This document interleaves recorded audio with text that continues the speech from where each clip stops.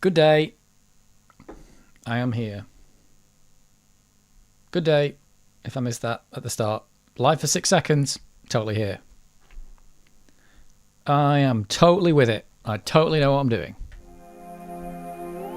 I've got Space Debris on. If you can hear Space Debris, it's working. We have to put Space Debris on. It's the start of the stream. I think I might have streamed for like 9 seconds on a different stream before. I don't know. Maybe not. I pressed stream and it didn't do anything. And I get the feeling it might have streamed on the last stream's thing. I don't know. Find out. If there's a 9-second video of me just sitting there like an idiot. That's what it's all about. That was what it was all about. Hello. Hello, Ollie. Can you hear me? Can you hear Space Debris?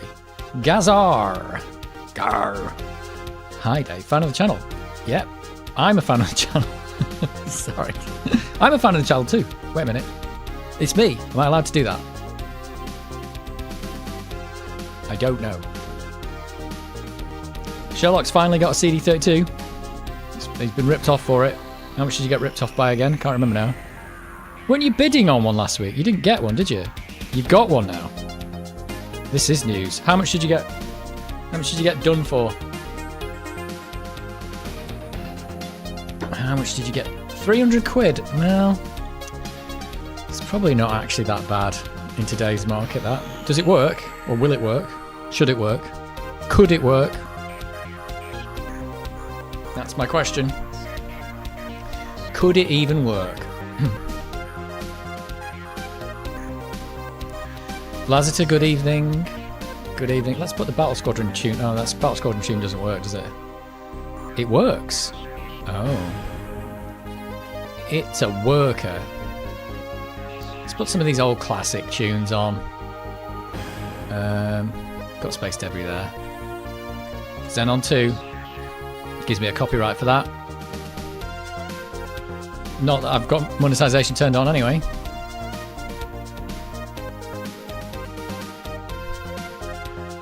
And where was the stuff from last week?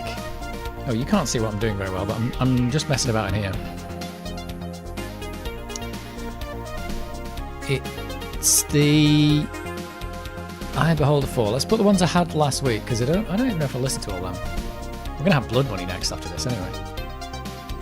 Blood Money. Oh yeah. Something about this Space Debris. I think it's going to be a classic forever. Classic forever. 4 games. We got 4 games with the CD32. What 4 games did you get? Did you get Cannon Fodder? Was a CD32 game, I think, wasn't it? Yeah, because that's the one that's got the intro. Bet you didn't get Cannon Fodder. I don't even know what came out on the CD32. I just know Cannon Fodder came out, and I don't know. £300 isn't too bad for a CD32. Yeah, I think so. I mean, it's an Amiga 1200 inside, isn't it? And this was £240 a couple of years ago now, wasn't it? And that had a broken floppy drive. So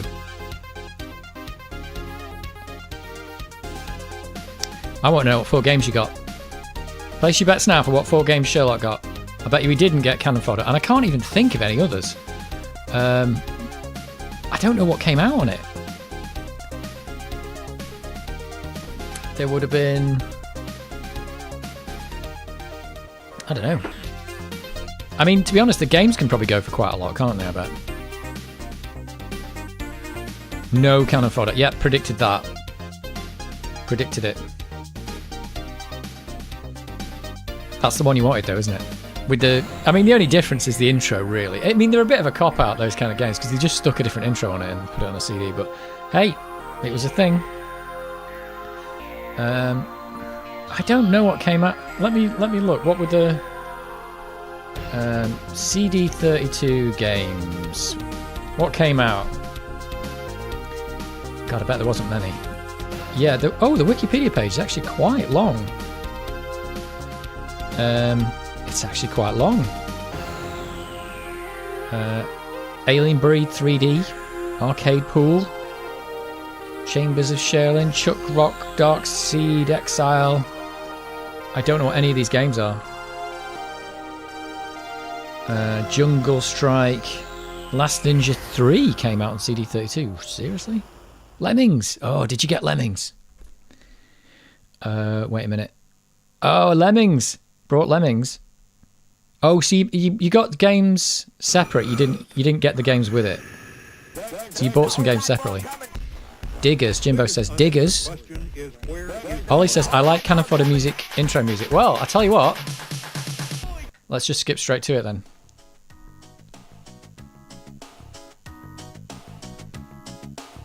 How do you know that music will not defund you? It will. What? The Xenon 2 will, because that happens when I play it. They just say that you can't monetize this stream, but the stream isn't monetized anyway. In fact, it turns on monetization, but then a lot of the time I just clip the part out. But yeah, if you play Xenon, it's because the Xenon 2 tune is so much like the original Bomb the Bass one, really. So their record company says, "Oh, you're playing our song," but it's not really your song, but it is your song. Did you get Marvin's Marvelous Adventures? Myth was on it. PGA European Tour. I don't know if you're a fan of that. Pinball Fantasies, Pinball Illusions was on CD32. Rise of the Robots was a CD32 game. Soccer Kid, Striker, Star Crusader, Super Skid Marks, Super Street Fighter 2, Turbo, Super Frog was on it. Chaos Engine. Did you get Chaos Engine? 4 games with it. Oh, nice. Top Gear, Trivial Pursuit. Trivial Pursuit. Oh, I'm losing my voice already. Trivial Pursuit was a CD32 game. Didn't know that. It says CD audio, same as CD TV version. Oh god. This is CD32 I'm reading, isn't it? Not CD... Yeah, CD32. Microcosm. Sensible Soccer. Speedball 2. Syndicate. Oh, there's a lot of S's. Thomas the Tank Engine and Friends Pinball. Did you get that? Theme Park. Zool and Zool 2. I knew Zool 2 was a 1200 game, but I didn't know it was on CD32. There's a game called Universe. Well, did you get Thomas the Tank Engine and Friends Pinball? I bet you didn't. I bet you didn't get that one, did you? Oh, you've already said it. Dangerous Streets, Wing Commander, Lamborghini USA, and Roadkill. Well, there you go. What's Oscar? Is that oh, Oscar? Yeah, that was on the list. I don't know what that is though. Dangerous Streets, Wing Commander. Is that good on the CD32? Hey, it's Funbo's Quest. Bet you didn't get that. Well, you didn't. So, are you going to mod it so you can play any old Amiga game on it? And do the Terrible Fire's got his mod for it as well, hasn't he? I'm not sure what the point in that is though, but many CD32 games were just disc versions put on a CD. Some use the CD feature for extra music. Yeah, that's is Fire and Ice got a CD32 version? Because I know on the menu when you load it up, it says something about CD audio, and you have to change it to game audio. But yeah, most of the games were a cop out. They were just the same game that would have fitted on like 2 floppy disks, but with either audio or, well, in Cannon Fodder's case, just had a FMV intro, didn't it? Oh, but you bought Lemmings as well. But you didn't get Ghouls and Ghosts. That's good stuff. CD32, well done. Has it been recapped? Because it's basically a 1200 inside. It probably needs a recapping if it's not been. It probably doesn't matter. I mean, it probably works. I mean, I think this one I got it worked without the recap. It was just they had leaked though. But how long it would stay working for is questionable, and whether it will work reliably. Because you might find without the caps working, it's like if the power supply is good enough, it might just work most of the time, and then you need a little bit too much juice and it just shuts off or something. Very good condition, not been opened. Okay, so it'll probably have leaky caps, but that's not unfixable. And the fact that it works says they might not have leaked yet. In fact, the CD32s are a little bit newer than the 1200, so they've got like a 3-year head start on it. So maybe, you know, maybe it's not leaked yet. Who knows? I can't believe they would have used different caps by that point. I'm not sure. CD32 was the last Commodore Amiga, wasn't it? It was the very last one. It was the nail in the coffin, wasn't it? If I'm right. Did it put the nail in the coffin? I think. Until Escom took it over and didn't really unnail the coffin. They just carried on putting out the same thing. Nice top, Dave. It's like Xmas fairy lights. Yep, this is the Christmas. It's very shiny under all these lights.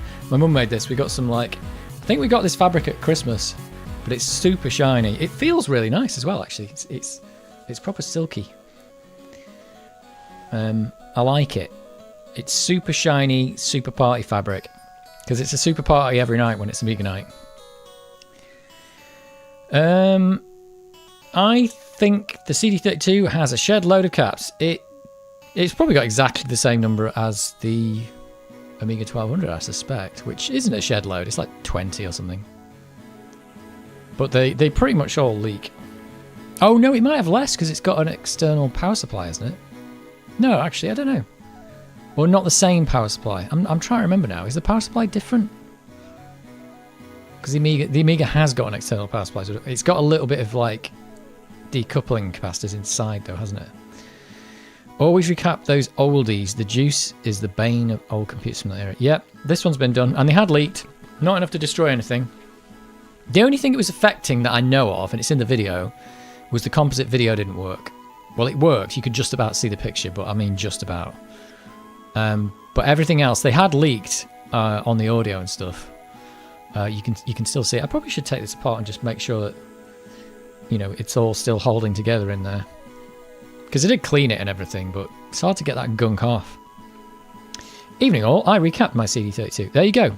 Oh, didn't enjoy it. Well, yep. The power supply is different. Yeah. I thought there was something different about it. It might be... Is it just got more... Is it just a beefier power supply or a less beefy power supply? Does it need to be beefier because it's got the CD in there? It's weird. It's got the CD, but it doesn't have a floppy drive. So I don't know what they did with the power supply on that one. Let's have a quick Google of the CD32 power PSU. Is it different?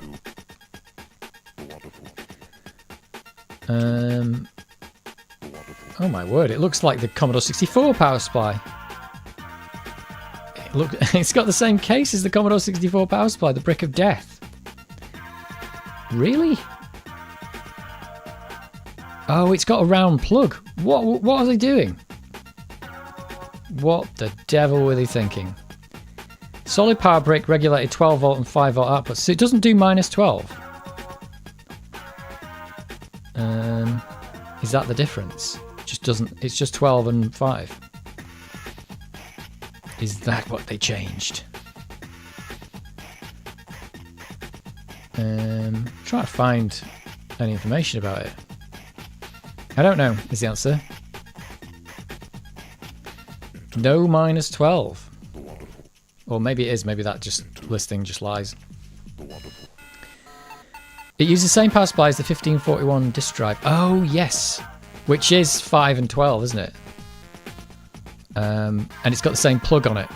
Didn't Neil from RMC, didn't he plug one into the CD32 and burn it up because it drew too much current?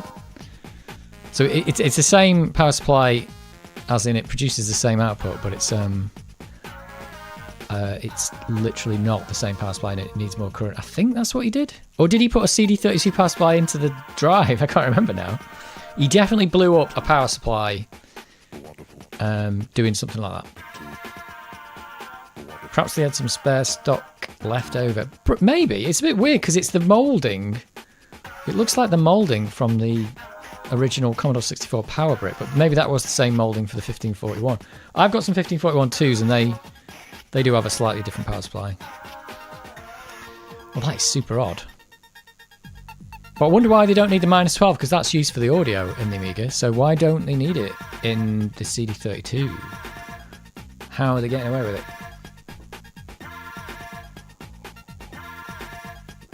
Because it's got the same audio output. It's got the same stereo left-right nonsense. Same Paula chip. There's the same Paula in all of them. Do you have the soundtrack to Ophidia in your playlist? I don't think I do. Shall we skip Xenon 2 so we don't get the... We'll skip Xenon 2. So it doesn't have to tell me that I've been copyrighted. I don't think I've got Ophidia. I don't think I've got Ophidia anywhere. This is all this Alex... In fact, some of this Alex Menchie stuff actually does the copyright as well. I think it was that 911 did it. Let's get rid of that. Was it 911? Can't remember. I actually can't remember. Let's just play them all.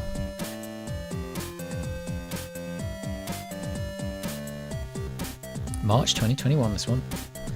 Oh, you can't really see the playlist, but there it is. There's the playlist. Yeah, Ophidia is good because it's a Chris Hulsbeck jobby, isn't it? Really big brick like the 1200. Yep, everybody likes those big bricks. Well, I wonder why they don't need... why doesn't the CD32 need the -12 volts? Why doesn't it need it? Is it because they're just generating the audio amplification a different way?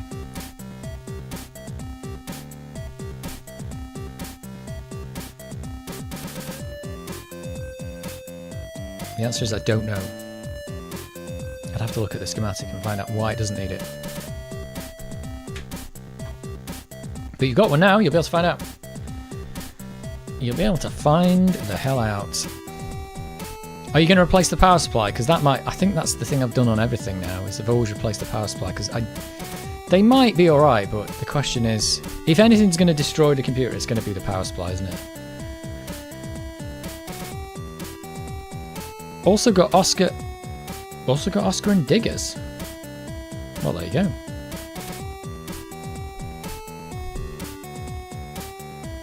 Also got Oscar and Diggers.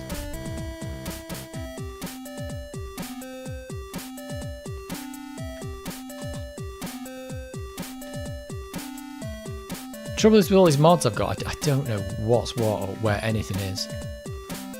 I have no idea. It's all just stuck in folders that I've been using while I've been streaming. I'm thinking of buying the upcoming PowerShark PSU for my A1200. It's small and uses USB-C. Is that the one that's like you stick it inside the computer or something? Oh no, it's like a little dongle, isn't it, that goes on the outside? Yeah, you could do that. You could do that. I don't know how much better it'll be than the Commodore one, but you don't know. I've gone with those meanwhiles because I know they've got the overcurrent and overvoltage protection stuff. So I'm hoping that if something goes wrong with it, it just dies and the Amiga doesn't. That's what you want. And it's sitting inside the same power supply, so you'd never even know. It's a stealth upgrade.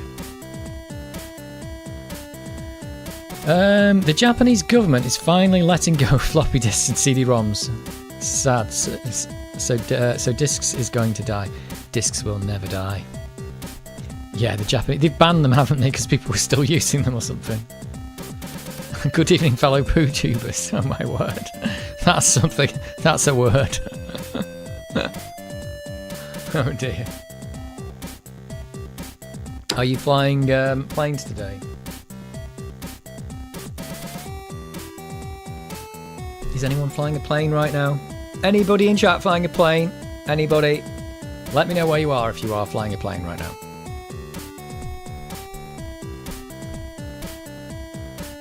And if you're not, well, just sit back and relax. I went to New York Kennedy, but I landed hours ago. Oh, well, there you go, that's good. You're just having a little snack and having a sandwich and a sleep.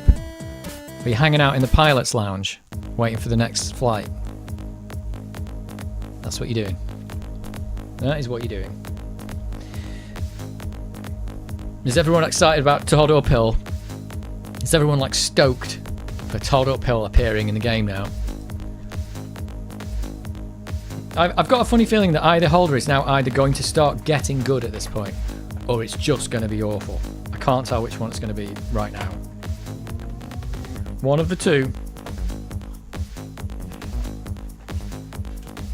Feels like we're in some kind of Ghost in the Shell nightclub now.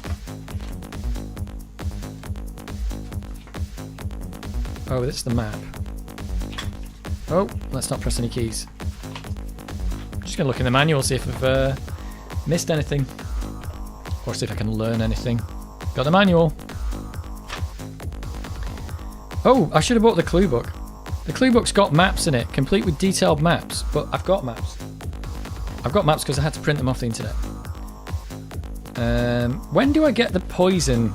I've looked this up last week, didn't I? Cleric.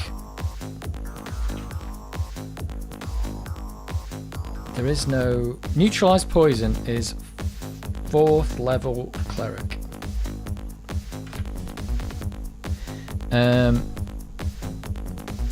Still waiting to get through customs. That's true. Apparently no copy protection on CD32 games. I think probably because Commodore were desperate for anyone to even use the Amiga by that point. They were like, oh no, we're dying. Somebody just please use it. I don't care how you do it. Just use it. I mean, because they'd spent many years like mastering how to do copy protection for floppy disk games, hadn't they? And then CD32 came along and blew all that out of the water.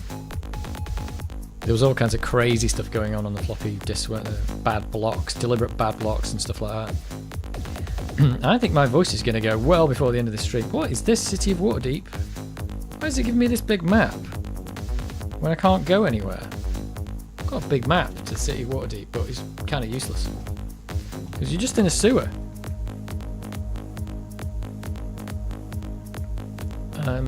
It's just for fun, I suppose. I suppose they had it because it's from Dungeons and Dragons. Actions. Attack monster. Camp. Is there anything? Oh, change order characters.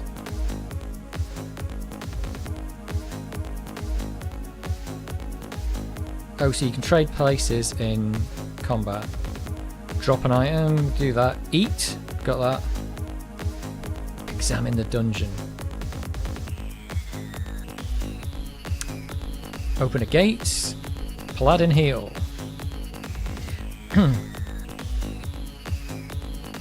Or paladin, I should say. Take an item. We're doing all this. Throw an item. Wear an item. Oh, yeah, turn on dead. That hasn't come in that useful recently. First 32-bit console. It was the. Are you saying it was the first 32-bit console? I mean, it's got 32 in the name. To be this good will take Sega ages. Yeah.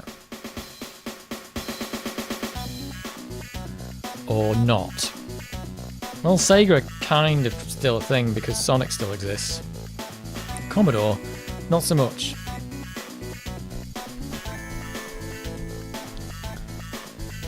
A bit of story in this manual, and it's got all the monsters. I have not seen a lot of these monsters. Oh no. Spider giant. Hit plus spell, it says. Oh, it tells you the experience levels you need. When can I be a level, what was it, 4 cleric?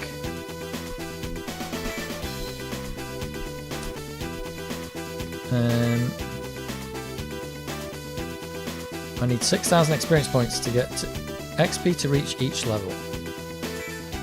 Maybe I can already get the neutralized poison. It says I can. It says I can do it.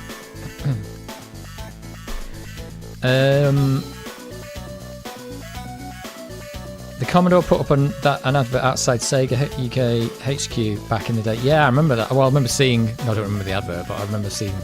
Somebody mentioned that, or there's a picture of it somewhere, isn't there? When they launched the CD32, it didn't work though, did it? I mean, it's really, they were clutching at straws. They must have known they were in the death throes at that point. Like, We're just like, quick, just get this console out. Just get anything out. Make any money. Please, help us. Did they release that and then they like went bankrupt like 3 months later or something? My daughter is shouting at the TV thinking you can hear her. Well, maybe I can hear her. Maybe I can. She needs to shout into the comments box. Sega won the war. They did. Well, I don't think they won it, but Commodore definitely lost it. Let's put it that way. They definitely lost. Definitely lost. We've got the pan pipes. It's not an Amiga. It's not Amiga without pan pipes, is it?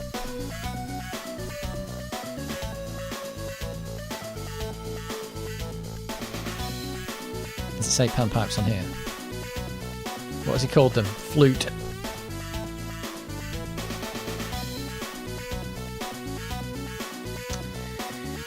But yeah, it was a sad end for Commodore. It took Sega 2 years to come out with the 32X add-on for the Mega Drive. Yeah, that was all. It was all going downhill for Sega then at that point, wasn't it? It was just they were still doing better than Commodore at that point, but it wasn't to be, unfortunately. There was just loads of weird add-ons for the Mega Drive, wasn't there? It's funny because the Mega Drive seemed so good, but it was still pretty old technology by the time it came out. Like in the 90s, it was still a 68,000 Amiga, like an Amiga, I mean. I don't understand how Commodore lost that particular war when the CD32 was such an incredible product. I don't know, the CD32, I think it would have been incredible if it had come out a lot earlier, really. Because, like, what year did the 1200 came out in 93, didn't it? And that's kind of like, at that point in time, it was starting to look like a bit of aging technology. Like, if the 1200 had come out like 2 or 3 years earlier, everyone would have jumped on it. But it's all about timing, I think. It's just all a timing thing. Like, the Amiga started out as like an incredibly advanced computer and then just didn't advance enough. So by 1994, it was still kind of the same technology. Like, not quite the same, but still kind of the same. They'd put a CD in, they doubled the clock speed, and they'd made AGA, but AGA was just not a massive improvement on the other one. Sound hadn't changed, so unfortunately, it was all about timing. Like, they could have done it earlier, but they didn't. And you think about it, the PlayStation... Well, actually, I know the PlayStation was out in 94 because I saw it on a t-shirt today. Somebody is wearing a t-shirt that says PlayStation 1994 on it, I bet, right now. So, the CD32 comes out in 94, the PlayStation comes out in 94. Be honest, which one are you going to buy? Which one would you buy?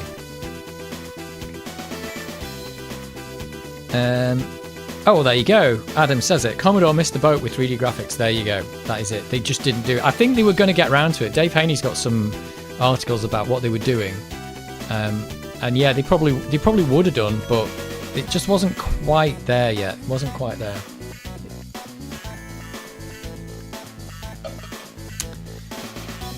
I think there was a licensing issue with the CD32, which meant they could not sell them. What licensing issue? Was it something to do with compact disc?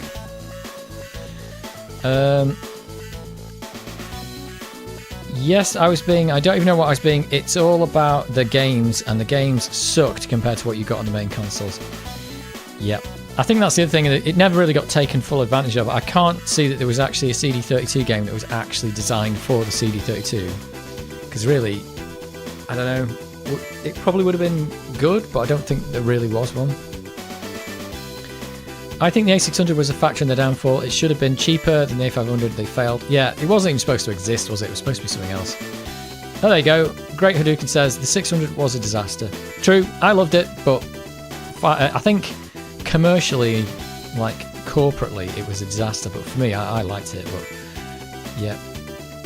600 was meant to be called A300. Yeah, it was supposed to be a cheaper, cut down thing. I don't think it was even supposed to have a floppy drive, like to use in a studio or something, but it just turned into an expensive Amiga.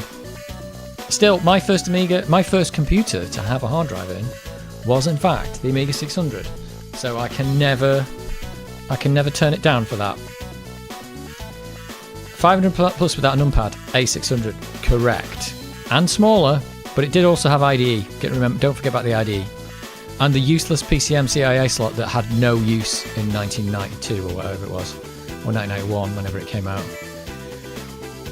A plug-in 3D accelerator would have been interesting. I think, yeah, any kind of 3D accelerator would have been interesting. It was just not.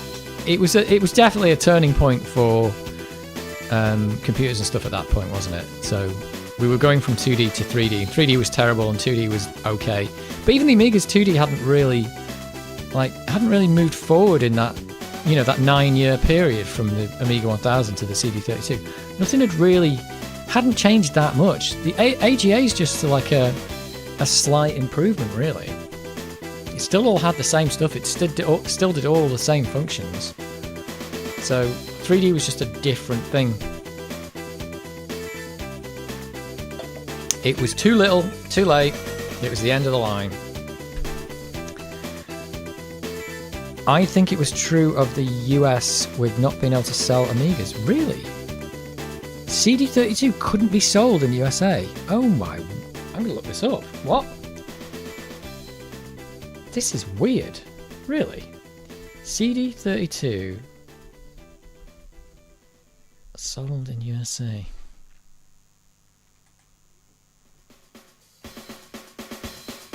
No, did it not just not launch because they ran out of money?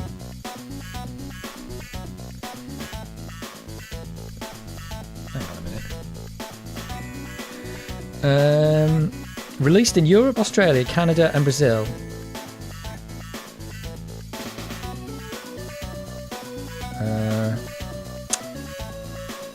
What's it say? It doesn't mention USA, United States. Where's that? United...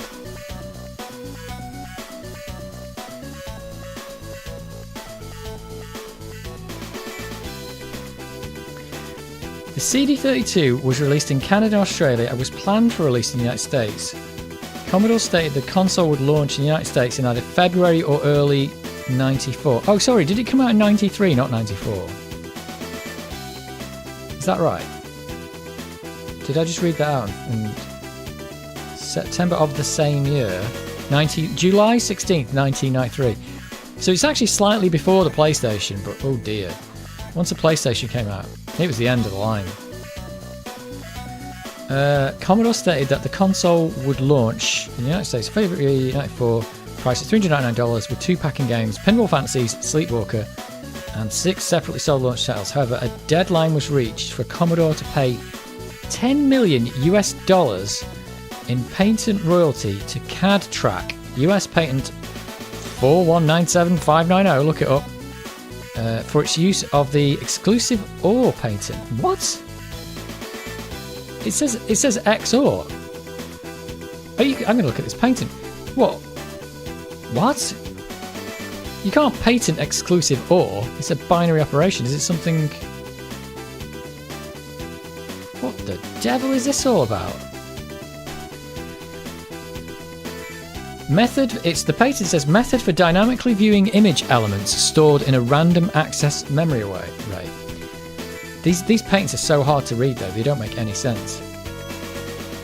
It's a computer graphics display system including random access raster memory for storing data to be displayed, a raster memory control unit for writing data to the raster memory, video control unit for causing such information to be displayed on a CRT, a microcontrol unit for controlling the function and timing of the raster memory control unit.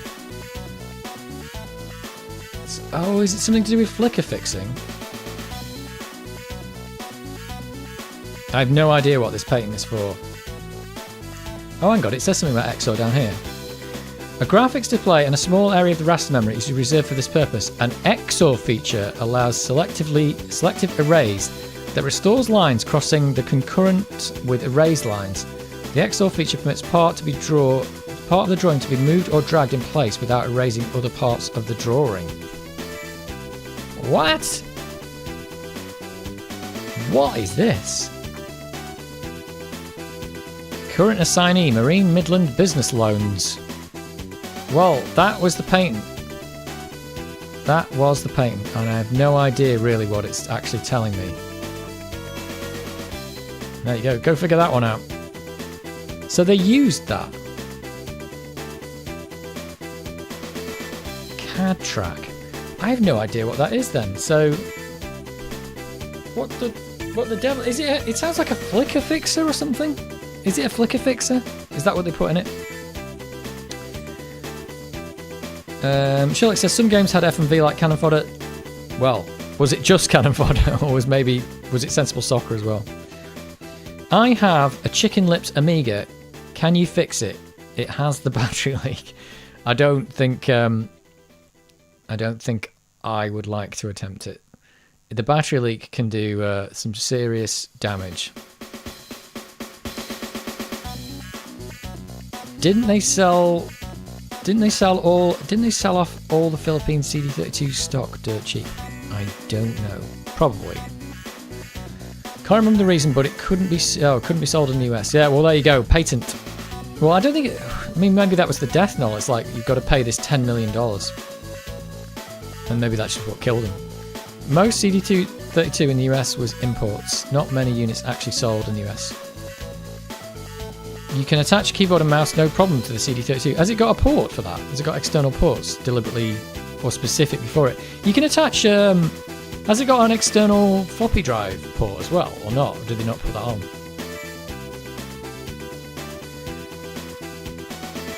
Did the patent affect the A-Kick chip? I don't know. What, A-Kick? I think we mentioned this before and I could never remember what this is. Have you spelled that right? Is it A-Kick? Akiko. Akiko chip. What does the Akiko do? It says internal server error. The Akiko chip was...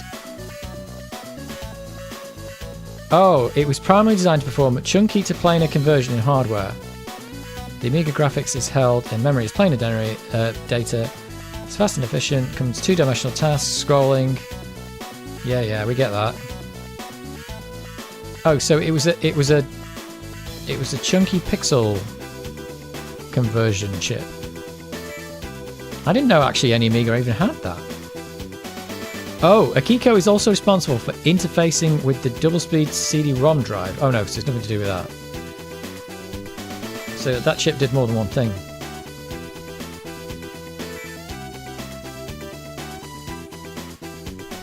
In practice, it didn't turn out to be particularly useful. It could be the Akiko chip. I mean, it had to be something that's in that and that is not in the other Amigas because they weren't subject to this patent. I don't think they were anyway, I don't know. Could be that, Akiko. You need an external adapter to use a keyboard on the CD32, I think.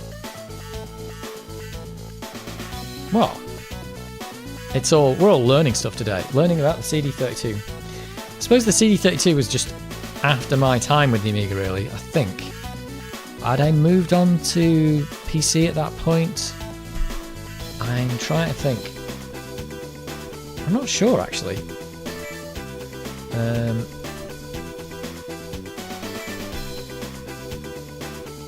Let me think. I think I got a PC. It was either in 96 or just before. So I was still using the Amiga after. I mean, I definitely was using the Amiga when they went bankrupt. Because I naively thought I was the idiot at the time. Because I mean, I was into the computer, but I wasn't into like business and politics and all that nonsense. So I naively thought that when ESCOM took them over, that Commodore would just carry on running, but with a different owner. Because like, oh, you've run out of money, that's okay. New people, they'll just carry on running the company and it'll just smoothly transition. But I really should have seen the fact that it was going downhill all the time, and anyone who bought it, all they did was release some of the computers that they'd already released. They just made some more 1200s, didn't they? And that was it. I think that was all they did. What is SX32? What's that?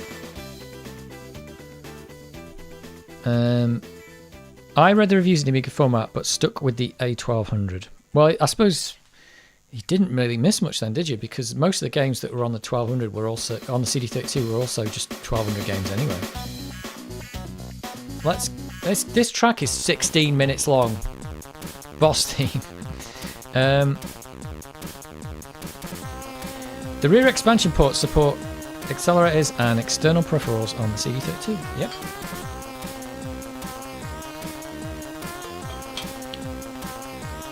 There you go, the CD32.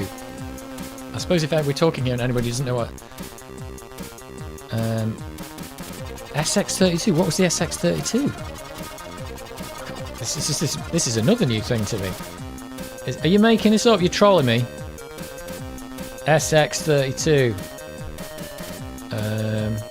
Is that that's not the FMV thing, is it? What the devil is this? Oh, it's an expansion port. Oh, it's an expansion port board that gives you the parallel port, the floppy drive, the serial port, VGA out. Oh, because it had like a little board slot, did it? Is that where the Terrible Fire thing plugs in or something as well? Well, what a neat little machine. If it had ever done anything but completely fail, would have been great. It's real. I believe you now, I've just seen it. I've seen it. I didn't really know about that though. SX32 was a rival console to the CD32 from SX. Now you're trolling me. Sherlock's retracted his message. Yep. It was the Essex CD32. £155. Is that for the add-on board? You don't need the add-on board, Sherlock. You don't need it. You don't need it. Are you going to buy an external floppy if you do that as well? If you buy that and plug the floppy in, does it just become a 1200? It just becomes a 1200 then, doesn't it? You can just boot any 1200 game and just works the same. I remember, was it the CD-TV? That's got a floppy drive port on it, hasn't it? I think. Let's do a thing. Let's do the thing. I'm going to boot up Eye of the Beholder. Well, I'm going to make another drink because I'm already running out of water here. This is crazy. It's like nearly 10 o'clock. I haven't even started playing Rod. Is it Rod Uphill? It's Rod Uphill. Can you play CD-TV games on CD32? I'm not sure, but one of those ones I just read on Wikipedia said it was a CD-TV game that was converted to CD32. The CD-TV was like an Amiga 500, wasn't it? And the CD32 is like an Amiga 1200. Like kind of is the thing going on there, though, isn't it? Oh, there you go. Adam says it. CD-TV was also just an A500 with a CD-ROM. There you go. In a fancy black case. Yeah, you're right. You call it. I thought this Todd Uphill thing must have been a guest for this live stream. He is a guest. He's an NPC. Well, I don't know, actually. I still don't know if he's going to be an NPC or a PC, if you know what I mean. I've got a new party character, haven't I? But I don't know if if I'm controlling him or if he's being controlled by the game. Because that's what happened in the other games. United Champions of Kryn. If you can have 6 people in your party, but you could take on 2 more, but the other 2 would be controlled by the computer. You wouldn't be in direct control of them. I think you can play the CD-TV on CD32 if they support the 3.0 Kickstart ROMs. Well, we're all learning about the CD32 today, aren't we? We're all learning our stuff, and we know everything we need to know about it. Commodore CD-TV was a strange name. Commodore Dynamic Total Vision, yeah. They doubled up on the Commodore. Yeah, it's a weird one. I kind of do get where they were at. To be honest, if you think about it, it's not such a bad idea. It's like they wanted to get that like box under the TV market. And if you think about it, that's what everybody wanted. That's what Microsoft went after with the Xbox and stuff. So it's a laudable goal to say, let's get that set-top box style market and let's put our computers underneath people's television. It's a brilliant idea in theory, and it's what people wanted to do. It's what Microsoft wanted to do with the Xbox. But in practice, and you know what, and actually like taking your existing Amiga technology and sticking it in a box is also a good idea, because you've already got the technology. Just stick it in a black box and make it look like a hi-fi. And that's why it doesn't say Amiga on it, because they specifically didn't want it to be associated as being a computer or being an Amiga. They wanted it to be like, this is a set-top box and it's used as a set-top box. But it just didn't work. For one reason or another, it just failed miserably. And I think they might have branded it as Amiga later on, so to try and get people to buy it. So something like that. But it totally backfired. But it's a good idea, but it's not a good idea. In fact, today it wouldn't be a good idea. And back then it wasn't a thing. But there was a bit in the middle there where like a box that you put under your television was a good idea. So I think they just went to market too early with that one, maybe. I don't know. Maybe a bit too early.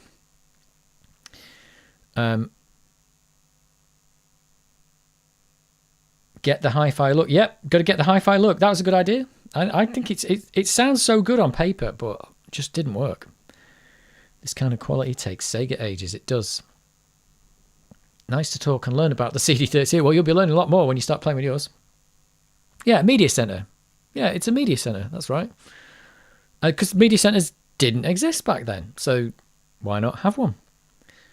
I think there was a time, like, you know, a decade or so ago, where I had a PC like under the television to like do stuff with, like watch DVDs on and stuff like that. Because all this stuff now, you can do it. You can either do it on your Xbox, which is the set-top box thing, or set whatever you call them, or nowadays the TVs themselves can do it, so you don't even need the box anymore. But back then, that just wasn't a thing. You just got terrestrial TV and kind of nothing else. So to have a little thing that went under the television, maybe they just got there too early because it didn't have internet, so it wasn't connected to any network, and you just had to put a CD in and, you know, watch a rubbish video or have a dictionary or something like that. It's just like, it was too early, like too far ahead of its time. Do you remember Philips CDI? Well, I don't remember it from back in the day, but I know it came out at about was it almost exactly the same time as the CD TV? In fact, did the CD TV beat the CDI? Maybe. The 64 GS was my favourite box under the TV, except who actually had one of those? But again, that was part of that. I suppose was that really part of that market? That was just trying to make a cheap games console out of some dying technology, wasn't it? Because the year they brought that out, that was well too late. They brought out an 8-bit games console in 1991 or something, which was just like, that was a worse idea than the CD32. I don't know if anybody even bought one. I remember them being advertised in the shop, the 64 GS, the lozenge thing, and I just remember looking at it thinking, that is absolute garbage. Because firstly, it's like, the Amiga was already out, probably already had one at that point maybe, and not only that, I still had the Commodore 64 as well, and everything that did the Commodore 64 could do. So you just looked at it and thought, why would I buy that? And I think that's what everybody else thought. They just looked at it and thought, why would I buy that? That and the Ouya, that was the other one. When I saw that, I was like, why would anyone buy this Ouya? Do you remember that? Is it called the Ouya? Anyone remember that coming out? The Ouya. That was another one where they were trying to get like a under the TV box. But what a load of garbage that was. I remember talking about it with a friend. He said, oh yeah, this is a really good idea. I said, but this is just a little Android phone in a box. And I said, but why would you want to take like all the stuff that you could play on your phone anywhere and play them on a massive television? It's like it didn't make any sense to me at all. It's like these games aren't going to work very well on a television, and the games are going to be rubbish, and you can get an Xbox 360 for like £100. So it's like, why would you even bother? And apparently that's what everyone else thought as well. It's like, why would you bother? You can get an Xbox for £100. Why would I buy one of these? And if you don't know what Ouya is, then go look it up. But it was very short-lived. If it even came out at all, I don't even know. But it was basically an Android device, little box that you put on your TV and had a game controller on it. Imagine watching Lord of the Rings on CD TV discs. Monkey Island number of discs would be left in the dust by numbers. Yeah, well, was it two? It was 2 discs to get a CDI movie, though, wasn't it?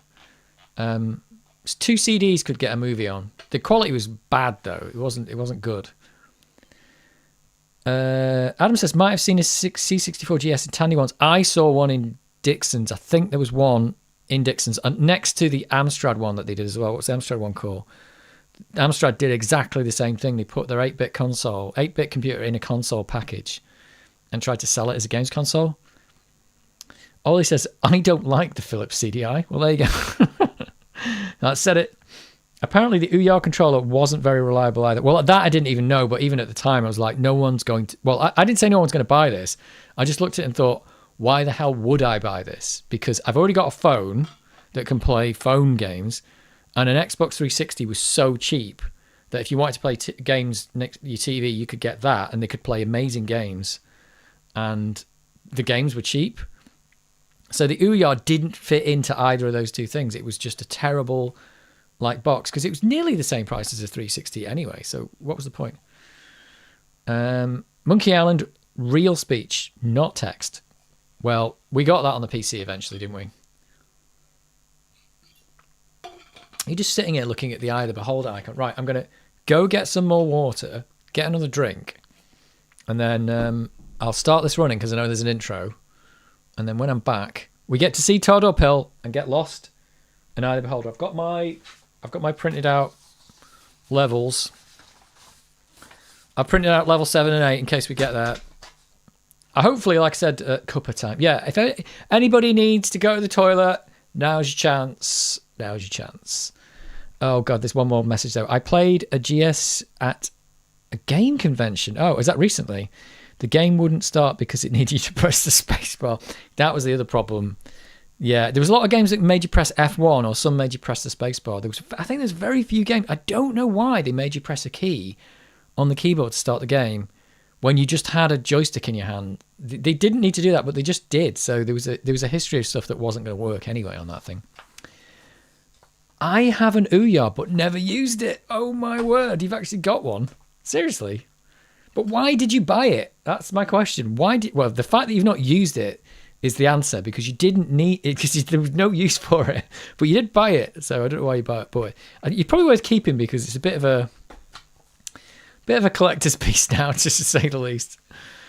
I just cast games from my phone directly to my TV. Worked great with the BT controller if the game supports it. Yeah, and also, but that stuff probably didn't exist back when the Ouya came out. But either way, it didn't need to, because you had it was Xbox 360 era, so that would have been PlayStation 3 as well. So you could have bought a PlayStation 3 for nothing, an Xbox 360 for nothing, or you could have plugged in even a rubbish gaming PC would have done it. Need an Amiga mouse to play Lemmings on CD32. You didn't get one with the CD32 then, did you? Oh, the CD32 adds more buttons to the joystick though. That's one thing it does. Doesn't it add 4 buttons? It goes up to 4 buttons instead of 2. And also, you got a 4-button pad with it, so games could technically support 4 buttons, but they didn't do it because there weren't any proper games for it. Just wanted one before they disappeared for good. Well, that's fair enough. It's like a collector's item. It's like a little oddity of time of like the Ouya. What a terrible thing. I don't know why I'm thinking about the Ouya, but I just remember it coming out. I just completely ignored it. I was like, oh, that looks terrible. Why would I buy that? And I didn't. And then nobody else did. Right, it's drink time. Let's launch Eye of the Beholder. It's off. Right. Back in a minute.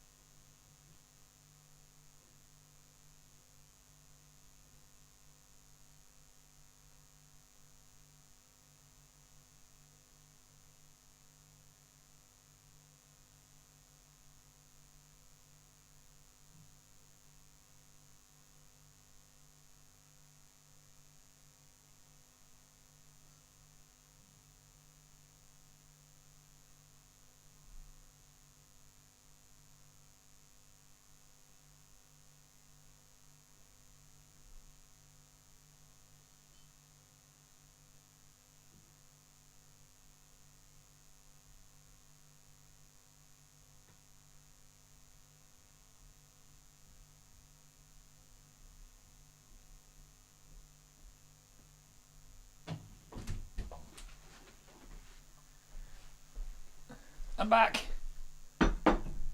Back with more drinks. Didn't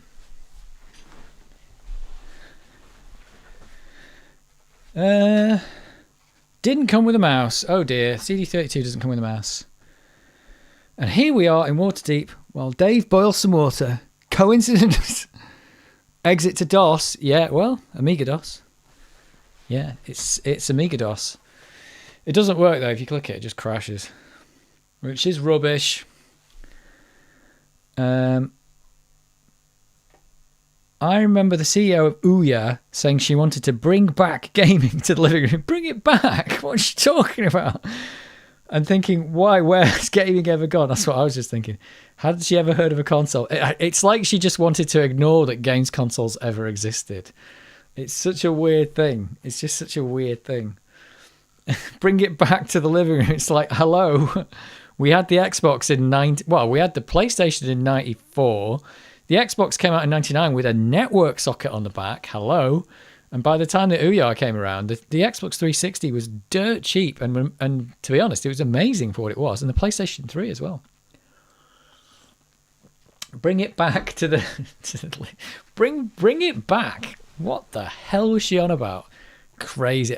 It was probably... Was it a scam or something? Was she just milking investor money out of somebody or something? It's just got to be a scam, hasn't it? Let's load that game in progress. Load. Oh yeah, because you only get one save. There's Todd uphill. There's Todd. Right, I've got to remember what the hell is going on. What the hell is going on in this game? I'm facing west, I think. Right, I'm in the little dwarf palace. Oh, I can't go that way because there's... Hello? Can't go that way. Can I click the dwarf? No. Oh, I better make sure I don't attack him by accident. I'm going to go, I think... I think the Tegra 3 in the Ouya was outdated by the time it came out. I think you're right. I think you're right. I mean, even the Xbox 360 was probably dated at that point, but even if it was dated, it was still amazing. So it's like, what difference does it make? I mean, you could have gone and got an Xbox 360 and played a game like Dead Space or something like that. I've just recently played. Probably buy it for like £3 in a second-hand shop. And you could play that and it would be amazing.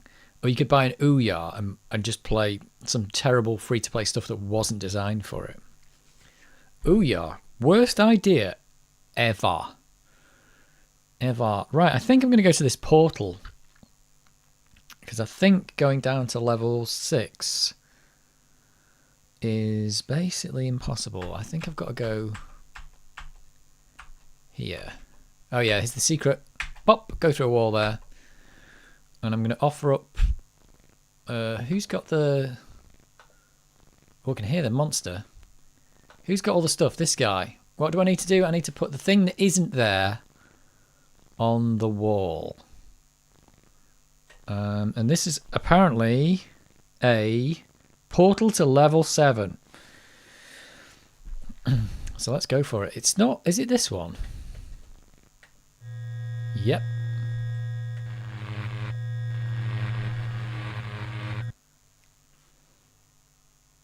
Hopefully we can get somewhere with this game. Anyway, hopefully we can get somewhere. Right, Rodland. We got Rodland and Todd. I said Rod uphill. It's Rodland and Todd uphill. I should have put a space in Rod. Should have been Rodland. That would have been much better. Bit of the old Rodland. Right. I think, and I'm not sure, it says that is the portal to level 7. I've got a map to level 7. Here I am, and I have no idea where I am. Oh, level 7 looks absolutely, totally bonkers. OMG. There's loads of portals here. 1, 2, 3. 3 portals. I don't think Durham is going to hit anything being at the back of the roster. That's true, but that is true. Can you swap with... can he? I don't think he can hit anything there either, can he? Is that right? I don't think he can hit anything. We'll find out, but I don't think he can hit anything there. But yeah, it's good thinking. Thanks. The Kickstarter campaign was quite successful. It's hard to get what pushes people to give their money to projects that are obviously doomed. Oh, so Ouya was a Kickstarter. Is that true? If Ouya was a Kickstarter, that is absolutely nonsense. I'm just trying to find out where I am. And the answer is, I don't know. I don't think this is level 7 at all. It said it was the portal to level 7. I'm having to use paper because I've run out of screens. A1. Portal to level 7, A1. Oh, actually. Yeah, I'm facing south. This is the right place. I've got it. I'm here. Right. Oh, maybe I can't get out of this room, though. That might be a thing. It could be a thing. Let's see if we can get out of this room. Oh, is that a rock? I've got a rock! Todd Uphill needs a rock. He's got... Whoa, what's special about this rock? What? Why is that rock different? Hello? Should I do detect magic? Oh, I've got rid of detect magic. Oh, or maybe I need to camp. Do I need to camp to get detect magic back? Yeah, there we go. That looks like a magic rock. Could be wrong though. Could be wrong. It's not a magic rock. It's just a rock. Sorry, just a rock. Got a lot of magic stuff in here though. Is that? That's just... Oh, that's a magic sling. What? I've got a magic sling here. Jeez. Where is the magic? I don't know why it's magic, but it's magic. Wiki says development was funded via Kickstarter, raising $8.5 million US. OMG. Becoming one of the website's highest earning projects in history. So at that time, they gave $8.5 million for that piece of garbage. What money gets this? Play battle chess. Well, could do, but we're here. This is like battle chess, but without the chess. This is just battle. So there you go. Nightmare was a knockoff version of this. I think a lot of games were influenced by this, though, weren't they? What else have we got here? That's are there any other magic things that I've missed?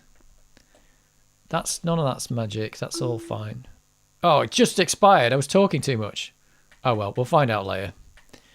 Anyway, we found a magic sling. We don't know what's magic about it, but it's magic. So there you go. I hope I can get somewhere here, otherwise I'm kind of stuck. Yeah, this lock requires a key. It does require a key. Oh. We've got... What kind of keys have we got here? We've got 3 keys, but I don't think they're going to open this. I don't think so. Could be stuck in this room. Let's try these keys. So it's not going to be that. Nope. Nope. And this one's the same, I think. That's a problem. That is a problem. And what's going on over here? Oh, it could be... Oh, maybe I can't get through here. This is a problem. There's a portal to level 9 and a portal to level 4. Wonder if I can get through any of those. This is a portal to level 9. Do I want to be on level... I haven't got a printout for level 9. I do want to go back to level 4. That's crazy. Tell you what, this area is big, but I can't get anywhere. It says that lock that I can't get in is a ruby lock. So, I don't know. Do I need to go back to level 5 and explore that? Because... Or maybe I can get... Is there a way to get to level 6? I think I'm stuck on level 5. I don't think I can get anywhere. There is a way to get to level 6. But I don't think... God, this game it's got a lot of stuff to do. Where is X2? Maybe I can get to level 6. I might go back to level 5 and explore that way, because I think I'm missing out on level 6. Maybe. Just maybe. Oh dear. Level 9 would be a brave move. That's what I'm thinking. I'm thinking I don't want to go to level 9. I just don't want to go there. So I'm going to go back. I'm going to go back this way. Back to level 6. Back to level 5, sorry. Back to level 5. And let's find our way to level 6. Which is... here. So... I think this level is... Did the monsters not come back once you've got rid of them? Like, I suspect that's a thing. Yeah, I think I can go this way. I'm ripping around now. Oh yeah, that's where I need to get through. I need to get through there. Oh wait a minute, I think there's another way through. Maybe through here. No.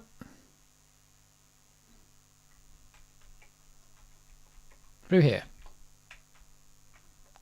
This way. Gonna be lots of ums in this. Oh yeah, that's down to level 6. Have I already done this? I think, did I get stuck on level 6 though? Let's just save the game there.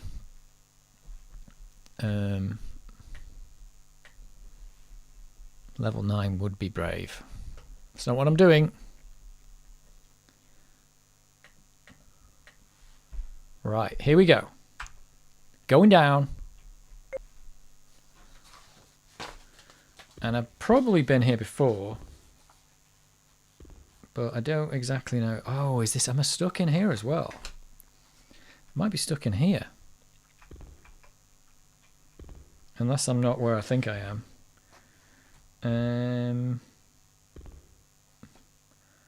I am...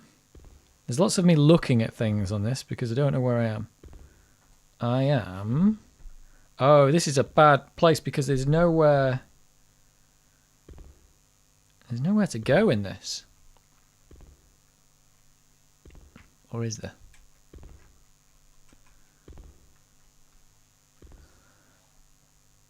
I'm not sure where I am. This is really hard, this map. Hang on, I think I know, maybe I know where I am.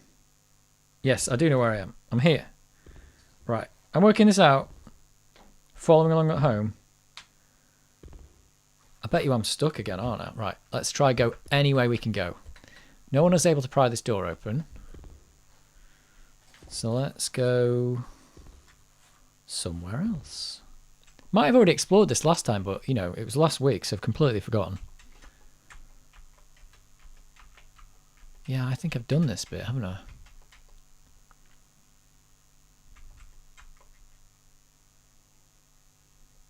I've put a mark somewhere from last week, so... could end up in my death. Oh yeah, this is the death holes. I think I fell down here last time, didn't I?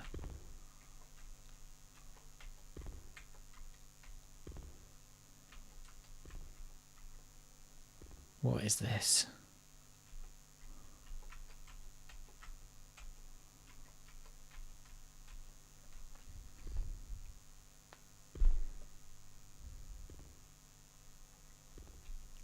says there's a button here.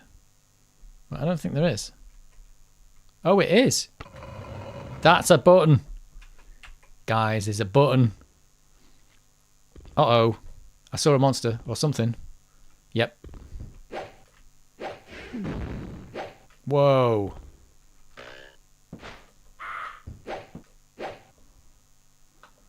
Magic missile. Oh. And I'm not dead. Oh, he fired his special coloured rock.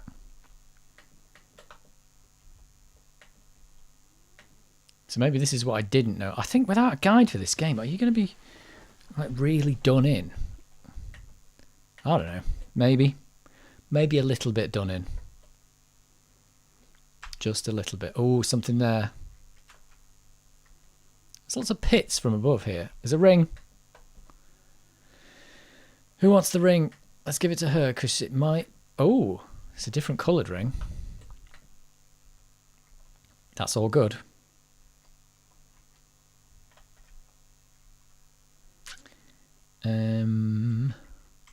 Exploring. It says there's a magic door there, a secret wall there as well. It's secret, but I don't know how to get through it.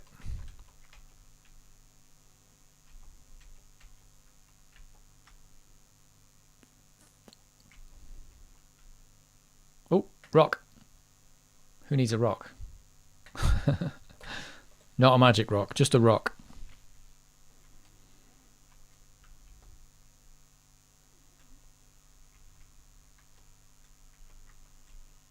And not the rock. So this door is where I just was before that I couldn't get through. So this just takes me back. Yeah, back to that place that I couldn't get through before. Which isn't where I want to be.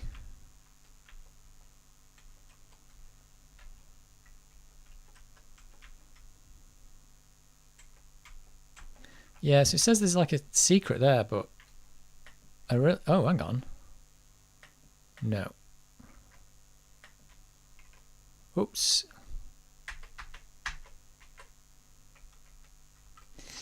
Yeah, so we could be in some serious trouble.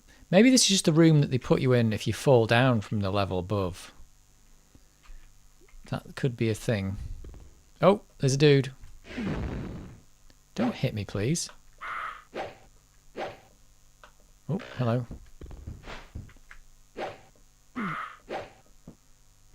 Please don't poison me.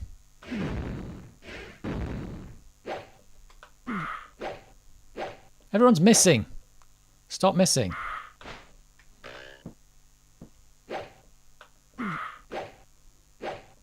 Whoa. Please can you just hit this dude? Where's he gone? He's running away.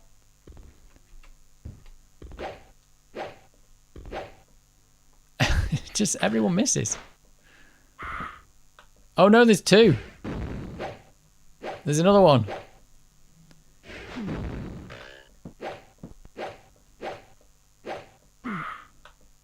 Oh, she got no magic missiles left. Come on, die. Oh, this guy's... I think I'm dying. I'm dying. Kill like wounds.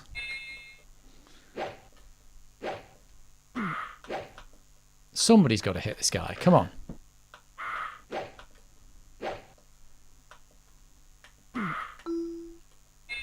He's taking a beating. Jeez. That guy was like ridiculous. Absolutely ridiculous.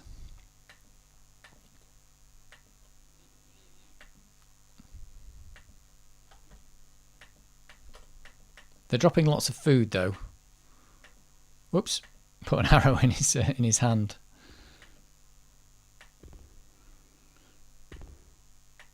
I think I can still hit... Oh, there's another monster there. OMG. OMG, I'm in trouble.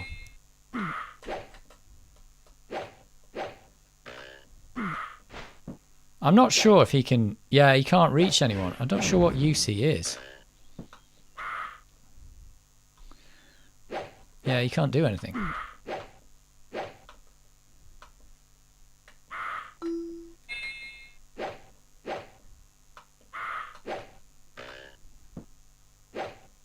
can't reach. He's kind of just useless sitting there.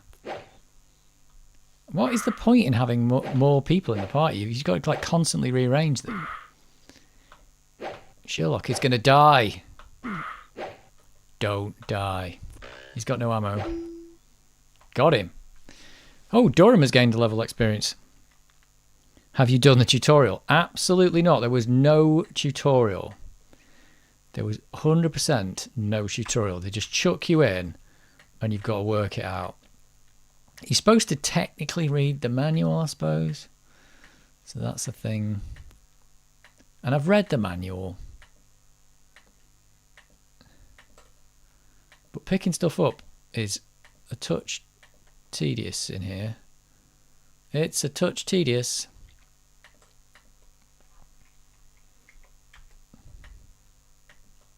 Got to get my arrows back. If you don't pick these arrows up, you just would never have any arrows. That's how it works. I'm going to have to camp because these guys gon' die. They gon' die. I wonder if those guys fell down from above. There's me rocks. Get the rocks back. Desperate for these rocks.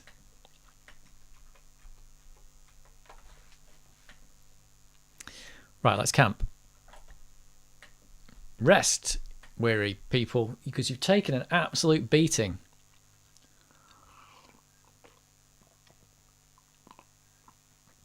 And we can find out what that magic ring... Well, I don't know if it's magic. Find out what that ring does. Wow, I've rested for 40 hours. Wow. Just rested for 2 days. You can rearrange the party during battle. Oh, right, okay, yeah, but he's kind of like, he's sitting there, but he's useless, though. That's the problem. I suppose, like, yeah, when he's low on health, you swap him out, but you can only really attack with those two guys at the front for now. That's a good idea. When did in-game instruction tutorials become commonplace? It certainly wasn't in the Amiga days. I don't remember them doing anything like that. It was always just in the manual, or you just had to figure it out, and like you had no clue. Like, I think that was a lot of it. It was just no clue at all. Right, detect magic. That is not a magic ring. We don't know what it is. It's just a ring. We can just put it on. Doesn't do anything, though. Got a ring.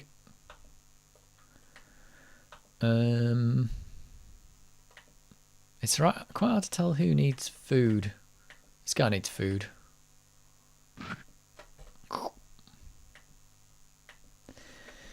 Yeah.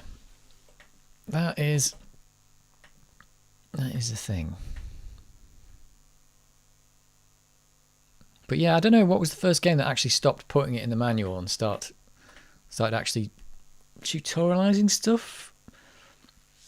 It's funny as well because we came from arcade games, like this era has got arcade games where arcade games might have a little bit of an instruction written on the side of the cabinet, but really you had to be able to just figure it out in the game. And they couldn't be too cruel, because if it was really cruel, you wouldn't put your money in to play it again, would you? You just wouldn't do that. Right, let's go. I don't know. Let's explore. That's Big Clive says that a lot, doesn't he? And reverse engineer is complete. Let's explore. He says that a lot. I actually don't know where I am here.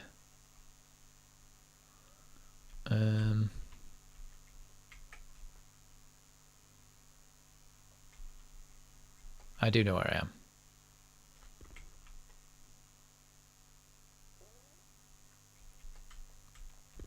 Right, we can go this way.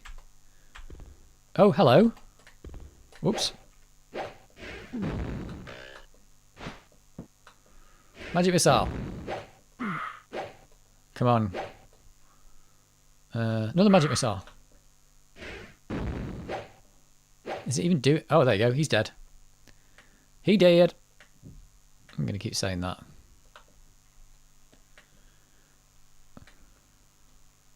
There you go, Todd. Todd looks so weird.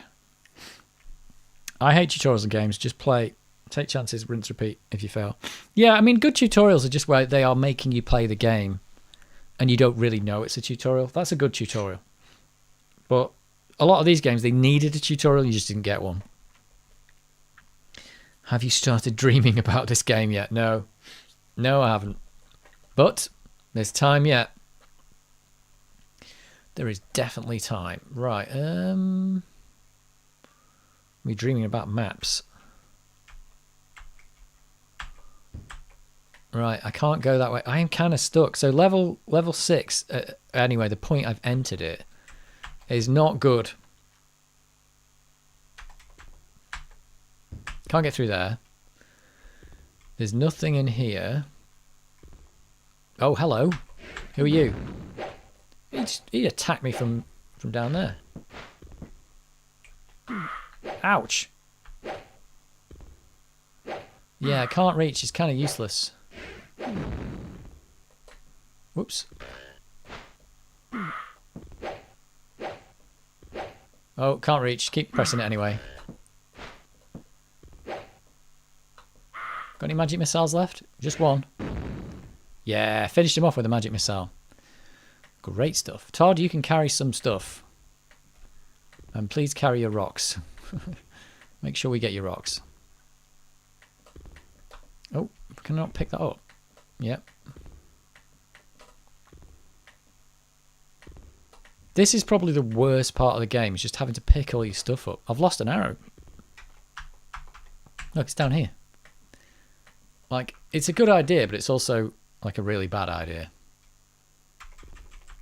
So, where am I now? I've lost where I am.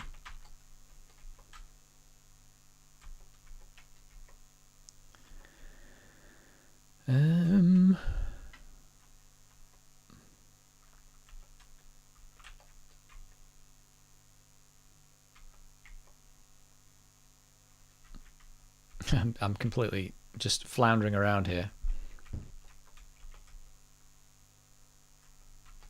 That's the stairs. Right. Let's rest. Well, not rest, kind of, but kind of rest. Super Mario World has had hint blocks. That was sort of a tutorial. Yeah. I mean, they didn't expect you to read any manual. I mean, the game doesn't have to have a tutorial, but it doesn't really expect you to read a manual. I mean, this game's got a big manual because it's a complex RPG, but even complex RPGs now, they kind of have to take you through everything at the start, don't they? But, you know, this game's not too complicated. He went up a level. Has anyone else got anything they can do? No. And this guy, he's level 5, but why can't he do... Why hasn't he got the poison spell? That's weird. Oh, he just doesn't seem to be able to do any spells at that level. Like... Oh, I just don't know the spells. Is that right? None of none remaining. I can't have any spells. Oh, well, they're kind of prayers, aren't they? But, you know, you get the idea. You get the idea. So we've got to find another way. We have to find another way. So we're going back up. Is there anything else in here that's from up to level 5? There are other places to get here. We're going to have to find them. We're going to have to find them. Going up to level 5. Dip. That's a terrible sound effect.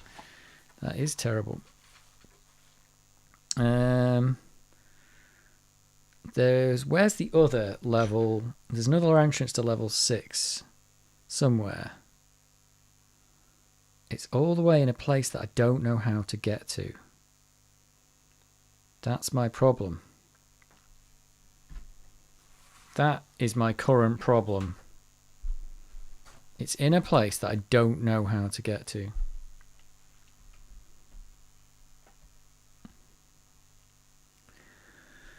Well, let's push on.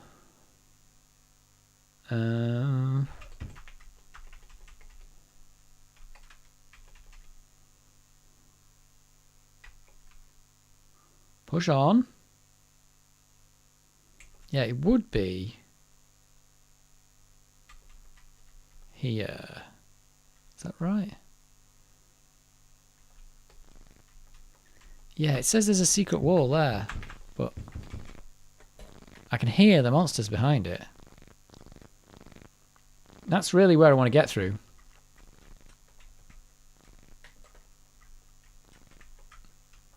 How do you activate the secret wall?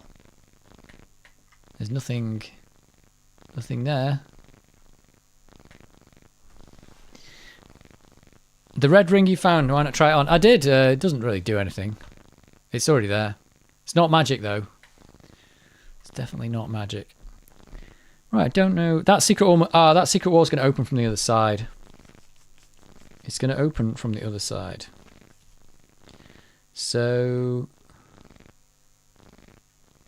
there's no way to get in there that I need to get to. Oh, there's teleporters though. There is a teleporter somewhere in here. Oh, it's in that bit with the... You know that bit where all the pits appear below you? That's where I've got to go. That is exactly where I've got to go.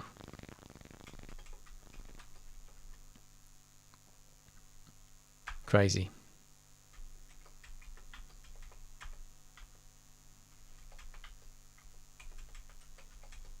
That's where I've got to be. It's this way. Right, this is the bit where it says on the wall like greed will be your undoing. Right, we're going to save it here because if we mess this up, I'm gonna reload it. Monsters are scary, but nothing Turrican can't handle. You are Turrican. You're Turrican 9. Turrican can handle it. Magic missiles don't miss either, do they? Magic missiles, they either do, is it full damage or half damage? They don't miss. So Turrican can handle it. Right, this is the bit. If you turn around and look here, it says, please reset drain holes when finished. This is the bit where greed will be your undoing. It says it here or something. Greed will be your downfall. Right, I know where I've got to get to. It's in this crazy bit. And the things are going to appear behind me. Shouldn't go the wrong way. Oh! Yeah, there's a thing appeared behind me now. I need to go... Oh, I think it's this way.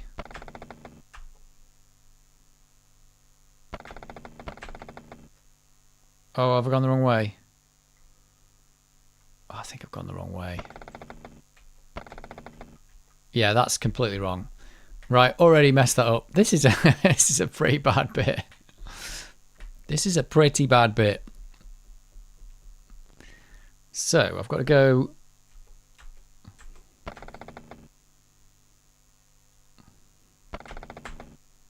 It's this way. I think. It's through there. I can't get through here either. There's another door I can't get through.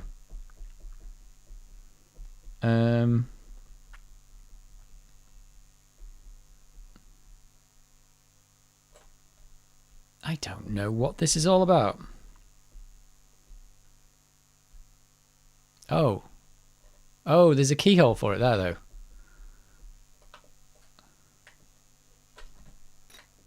It doesn't fit.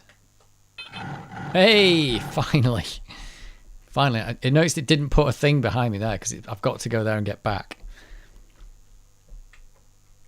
Aha! What? Is there stuff in here? I can't pick that up. I think it's gonna. Oh no. Mage Scroll of Invisibility 10 something. Turrican can have that. Armor. Oh, look at this. Plate mail. Could be magic, but we don't know. Oh, that's pretty cool stuff. And somebody else can have... Oh, everyone's got pretty good armor, actually. Rodland can't wear this, can he? Oh, he can, because he's a fighter. Toad uphill. He's not even going to get hit, is he? Is scale mail better than chain mail? Let's have a look. Armor class 3. Armor class 2 it is. Where's a guy with... What's he got? Chainmail. Anybody else need chainmail? Anyone for chainmail? Oh, somebody's not got any. Doharum. Hey, it's doing pretty well here. Should Sherlock wear blue ring that Turrican is wearing? If it remember correctly, it is a ring of protection +2. Just thinking he is taking quite a beating. He is taking quite a beating, but he's not. He's never been in real trouble. So maybe, I don't know. Maybe you're right. If it is a ring of protection, I think Turrican. If Turrican gets hit, though, probably going to get murdered. That was my thinking on that one. Let's just leave it. If it gets desperate, we'll flip and round. That's giving... Yeah, I don't know. You could be right. You could be right. But first, let's just get out of this bit. Because this is... Oh. Keyhole. Is this the bit where I can't... I'm going to try that key. It doesn't fit. It does fit. There's the teleporter that I needed. The key fits. So this is going to take me... God, how would you ever know how to do any of this without the map? This is bonkers. T1 takes me to Q3, which is inside the bit that I need to get to, I think. Boing. It's like... Okay. Oh no, it's the bloody spiders. No, spiders. Is he poisoned? Oh, I keep pressing the wrong thing. He's not poisoned. What? I killed him in one hit. Daryl is poisoned, but you know what? How do I do this? Do I put it in there? You may only eat food. How do I use this on him? How do I use the poison? I've got a potion, but how do you eat it? How do you use it? Nope. Nope. He's dying and I can't cure him. Do you do this? No. No. I don't know how to actually use this. Put it in hand. Okay. Oh my god, that's... Daryl feels better. Right. I've used that. That was really weird. I suppose that's to stop you from doing it in battle, is it? I did want to... Scribe Scrolls. Yeah, invisibility 10... Is that 10 minutes? I don't know what that is.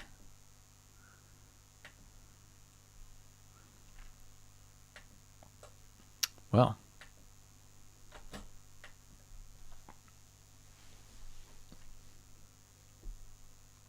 Only 16, 17 hours. Jeez. I wish he had that actual spell to do it. He's the one who's got the spell. I'm going to save here because I think we're doing something. I think we're actually doing a thing. Oh, 10 feet. Yeah, it's kind of like look like inches or something, but I don't know. D&D's all feet and inches, isn't it? Or do we use meters in D&D nowadays? Do we use meters? Right, this is a whole new area that I've not been in. Hopefully this leads me to something I can do. Otherwise, we are in some serious trouble. Ooh, there's a door here that's not marked on my map. Oh, but they don't mark the doors when they just... doors that open. Hello? Oh, oh. Don't kill me. Oh no, Daryl's been poisoned. Right, let's just load it because it's just a disaster. I'm never going to be able to get through this. I've got some more potions, but honestly, 6 people and 4 potions, it's just not going to manage it, are we? Right, let's kill some spiders. Let's do... he's got bless. Let's do that. That should help a little bit. That should help just a touch.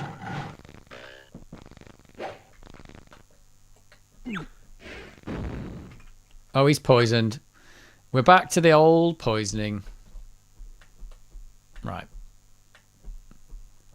Bit of poisoning. Oh, somebody said that there was the haste spell, wasn't there? But I can't really memorize any of that stuff yet. Or maybe I could swap some spells out.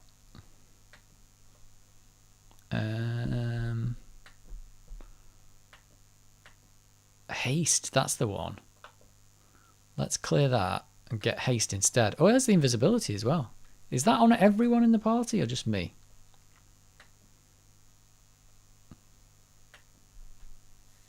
How long does it take to memorize? There you go, just memorize haste. Thanks.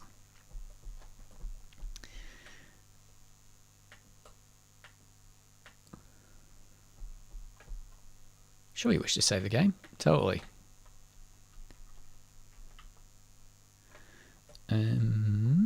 Up here we go. Right. Spells. Haste. There we go. Oh, we want blessed as well. We want to be blessed. Bless me, please.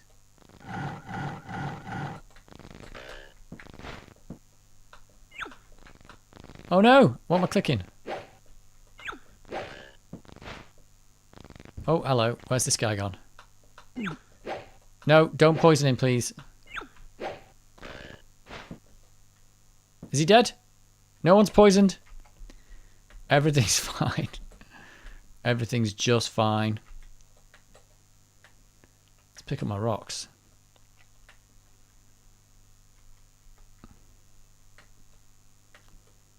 Yeah, I would say this is the worst part about this game, is just picking up all the junk afterwards. Like, it's just stuff you've picked up before, but you've got to pick it up again now. Give it back to the people who had it. That's not good. I hope I can get out of this place, because I'm saving in here now. Does the game ever put you in a place that you couldn't get out of? We'll find out. I mean, I suppose, really, we've done a bit of exploring, but I haven't really done much in the game at the moment. Haven't done a lot. I can hear more. There's my rock. Give me my rock back.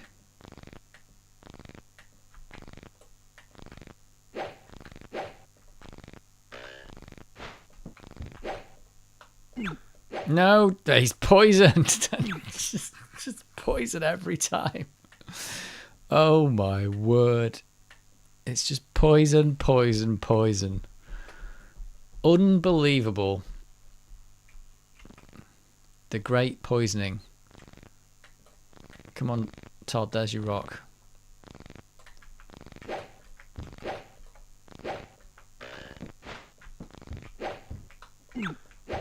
I didn't even haste, did I?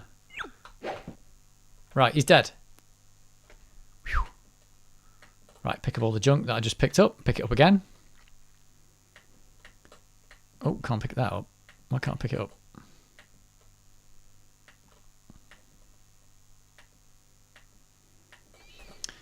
Dear, oh dear. Oh dear.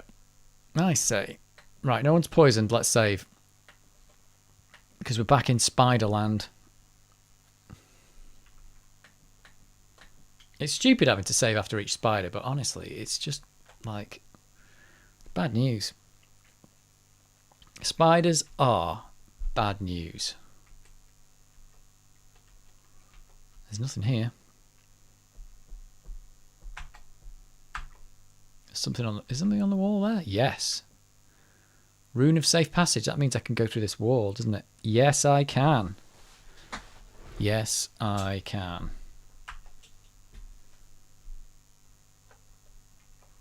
I think this just takes me to a place I could have been anyway, though.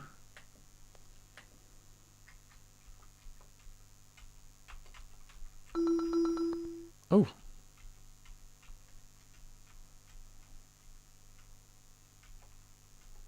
Hey, it's just back where I was. Oh, except... Ah, that can take me through there. Oh, there's a trapdoor there. Some kind of trapdoor. It's... I don't know. It doesn't look good for me. Is the stream still working? Hope so.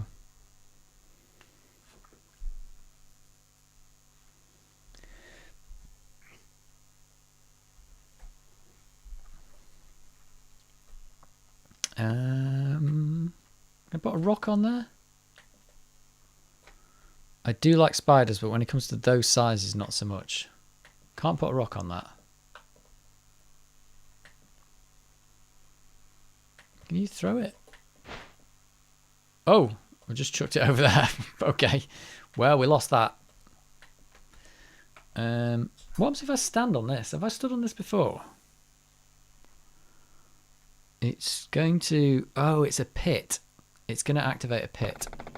Right, okay, this makes sense. So I do have to go through the safe passage. And then there's a cheat to get up this way. Pop, and pop through a wall. Walking through walls is weird. Because I think this down here now... Where am I? Takes me back to where I just was. That's where I just was. There's my rock. There's my rock back. I thought I'd lost that forever, but oh, here's another one. Todd, you have got all the rocks, mate. Todd with a single D, because they couldn't fit a second D in. This better go somewhere. Otherwise, we're kind of at a dead end again.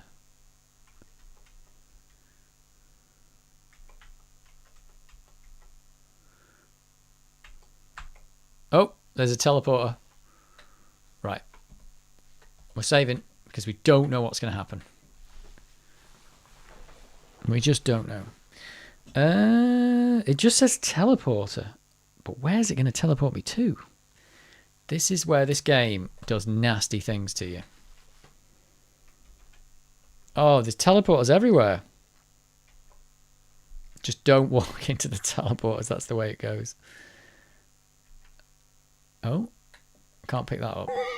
Uh-oh, accidentally walked into the teleporter. Oh, it teleports you back to the main bit. That one did anyway. Can't get that. That's weird.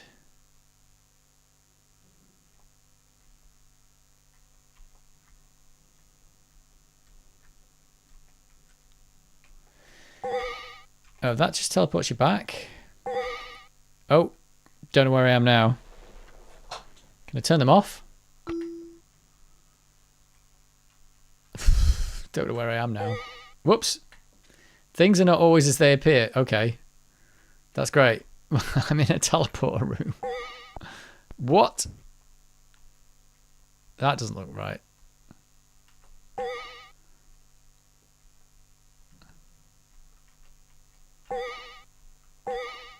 Oh, where am I now? Am I stuck? Back at the start. Okay. Got to get through this room somehow.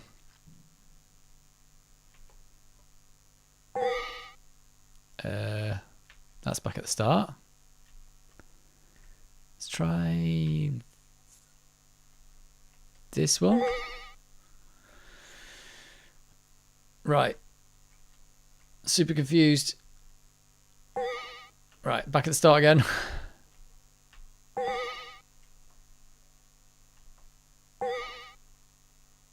That takes me back to where I was.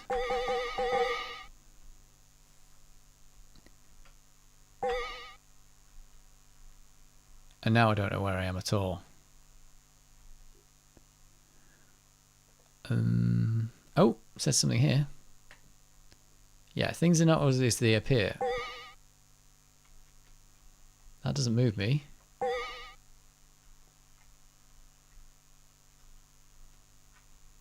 Oh. Have I found something?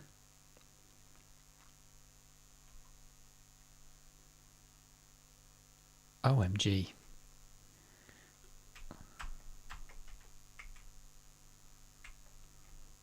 Oh, what's this? It's a spear.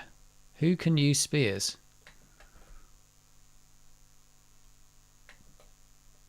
No. Oh, those are the big rations.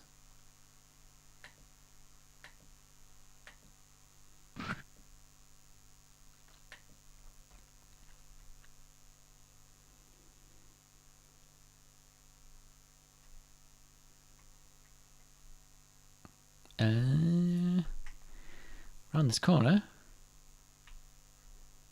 And I can go through this wall. Takes me back where I was. Right, I think I'm actually going to save it in here, even though this might be a bad idea, but there's got to be a way out of this, I hope. I hope there's a way out. And it's... where am I? This is... Where is this? Don't know where that is.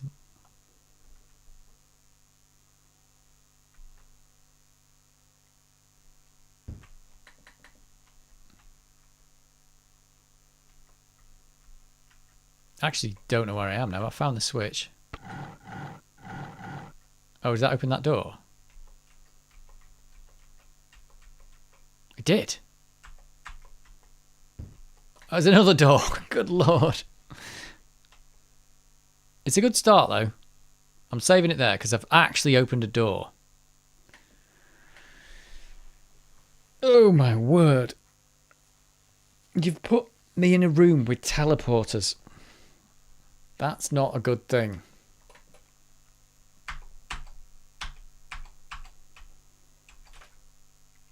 So, where do I go now?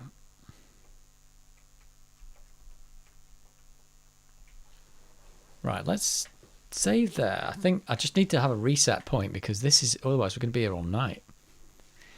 Well, we are going to be here all night because it's 11 o'clock, but you get the idea. You get the idea. Right, forwards took me back. This way? That's back at the start. That's not where I want to be. I can't get that. So let's load it again. That just took me back to the start.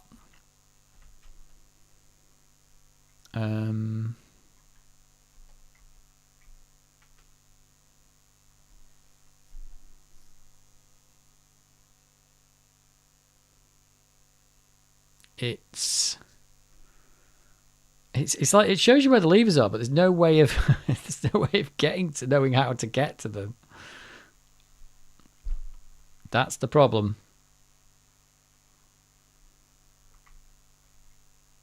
I don't even know which lever I'm on here. No. No.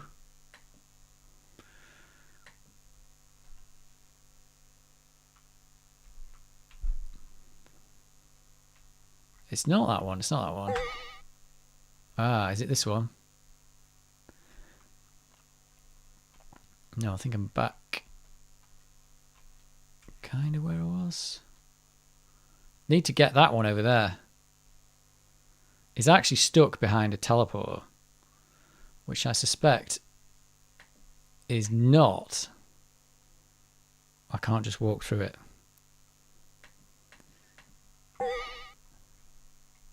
No, put me back at the start. Jeez. Eye of the beholder, what were you doing? So it's not that.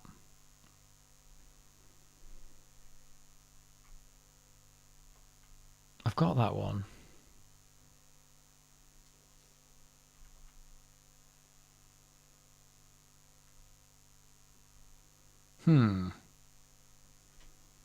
I've got two options. It's this one or this one.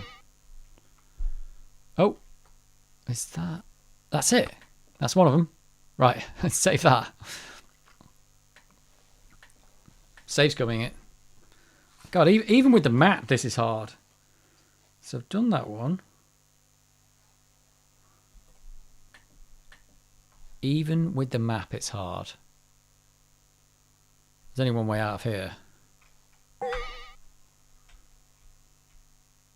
Oh, I'm back at the start now.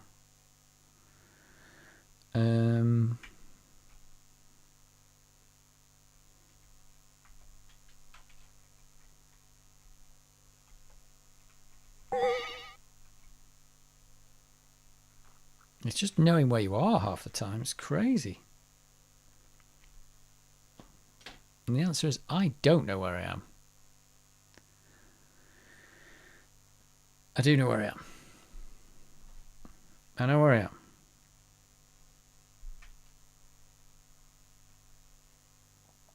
Well, I don't know how to get where I want to. I've done that one. It's like every time you teleport, there's no way of knowing where you are. Oh, and I've just pressed the wrong key, and now I don't know where I am. No idea.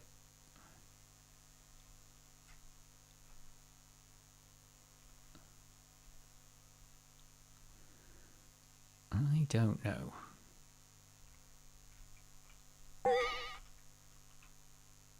Oh.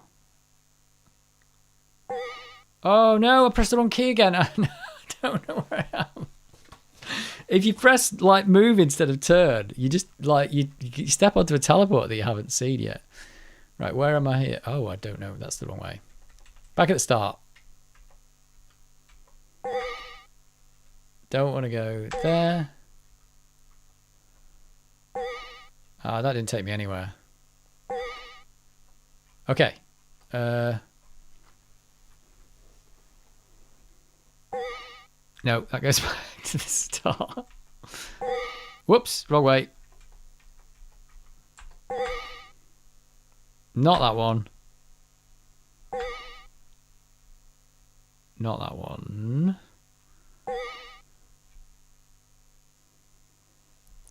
Right, at least I know. I'm going to save it here because I know where I am here. Wow, you didn't think I was going to be stuck in a teleporter room for half an hour, did you? That's what you've got. Am I not seeing...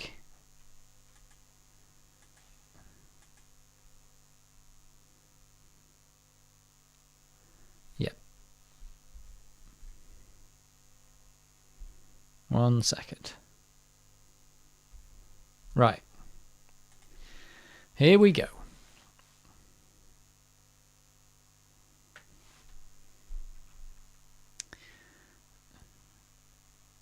The dreaded yeah, there'll be a path through here. I just don't know what it is. I don't know what it is. But I've got a save game where I know where I am. And it's funny because even with the map, you know where you want to be. Like, but there's no way through. Like, I think the thing I want is just behind that wall there. So let's try that. Where's that put me? Back at the start. So it's not that one. The dreaded infinity loop. Let's try this one. That's put me... Oh, this could be actually it. Maybe?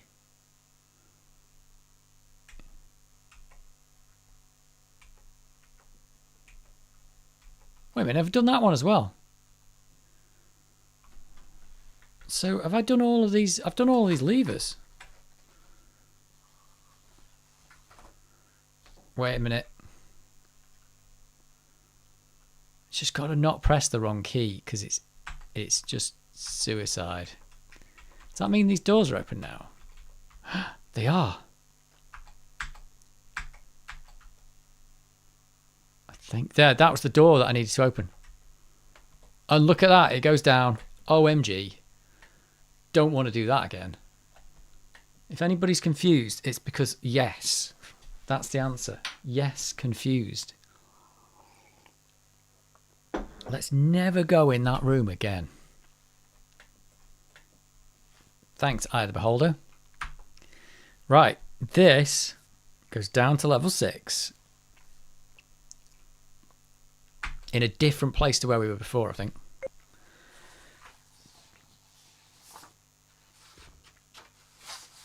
But where is that? I don't even know what we're looking for here. We're just looking for stuff. We're just trying to get through without dying. What happens if we run out of food? What are we going to do? What are we going to do? Oh no, don't tell me I'm going to be stuck in a room here as well. I think I don't know where I am. Hang on. X1. Where's X1 on this map? I think I do know where I am. Yes. Oh, there's a door here. If we've got no key, we're actually... We've got no key here. We are actually done. Oh, there's a trapdoor though. Oh, and a trapdoor there. So you can't go that way. Can we put a rock on that?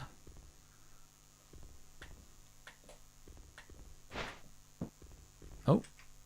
What about a rock on this one? Interesting. That didn't do anything.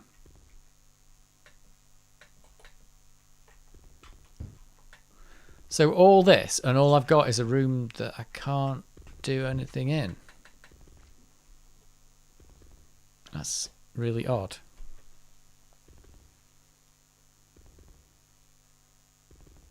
Maybe you're meant to come back this way?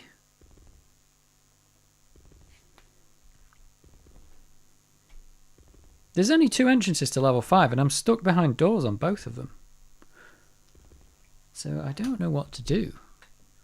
It's like the only place I can go is level 9. Whoops, going up. Anyway, I made it down here, but maybe I missed something.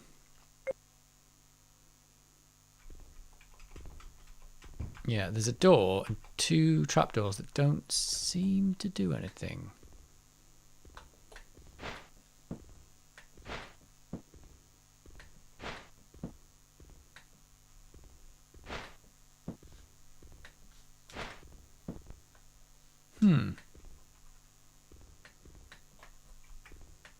Yeah, those little trapdoors don't do anything. I thought I might have to put more than one rock on it.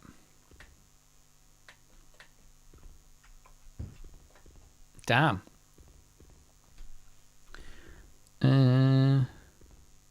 So that's it. That whole infinity loop was not really any use to me. So is there anywhere else we can get to?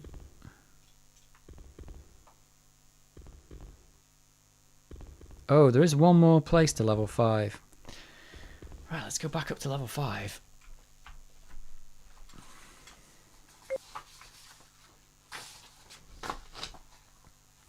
We need to get somewhere else. But where's that going to be? I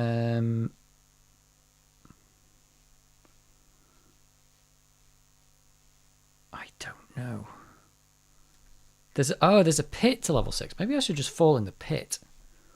Because at least that'll be somewhere different. That sounds weird, but...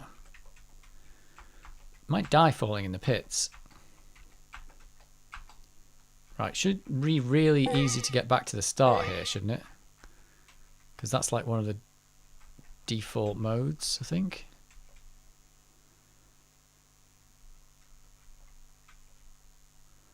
This way. Yeah, I could just walk in the pit. Take a bit of health damage. But that's the other possibility. What do you reckon?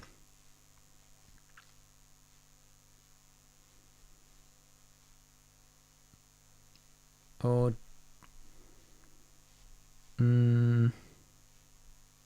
wait a minute. Maybe there's one more place I haven't been. Nope. Oh, there's a shortcut back. Maybe I should open that first. There is on the other side of here. There's a shortcut back to the place I started in. Might have to go do that first.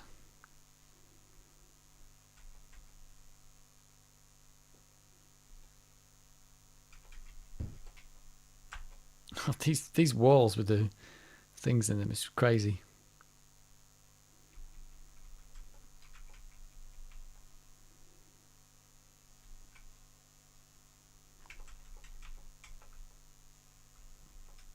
Yeah, there's a button here. That just takes me back to where I was. But that's good because now I don't have to go via that giant teleportation system. Oops, I accidentally walked in. I didn't mean to do that, but I am now on level 6. Hello there, the Gogus. I am super lost in Eye of the Beholder, let's put it that way. Pit. Right, I might be somewhere different now, maybe. Could be somewhere different. I've paid the price. How's Eye of the Beholder going? I'm getting very lost. I can get to level 7 and can't get anywhere. I can get down to level 6 and can't get anywhere. I'm getting stuck or lost is the thing. But you know, I'm progressing, I think. It's like staring at a brick wall. It literally is in this game. It's like lots of brick walls. It is lots of brick walls. I think I know where I am though. Right. At least I've got somewhere I can explore here. I need like a ruby... What did it say? A ruby key or a ruby lock or something.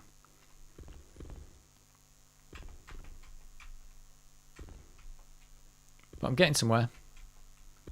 Hey, look, there's a big rock here. It's a Kenku egg.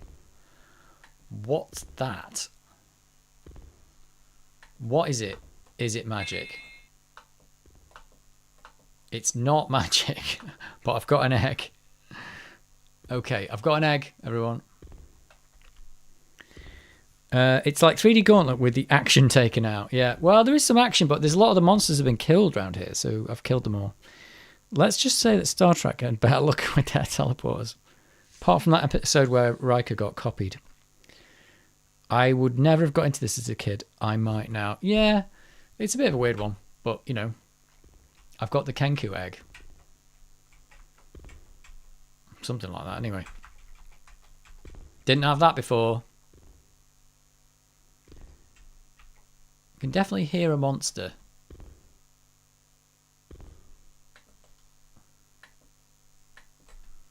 Let's rest and get that health back from falling down. Oh, there is monsters near. Okay. Let's not get our health back then.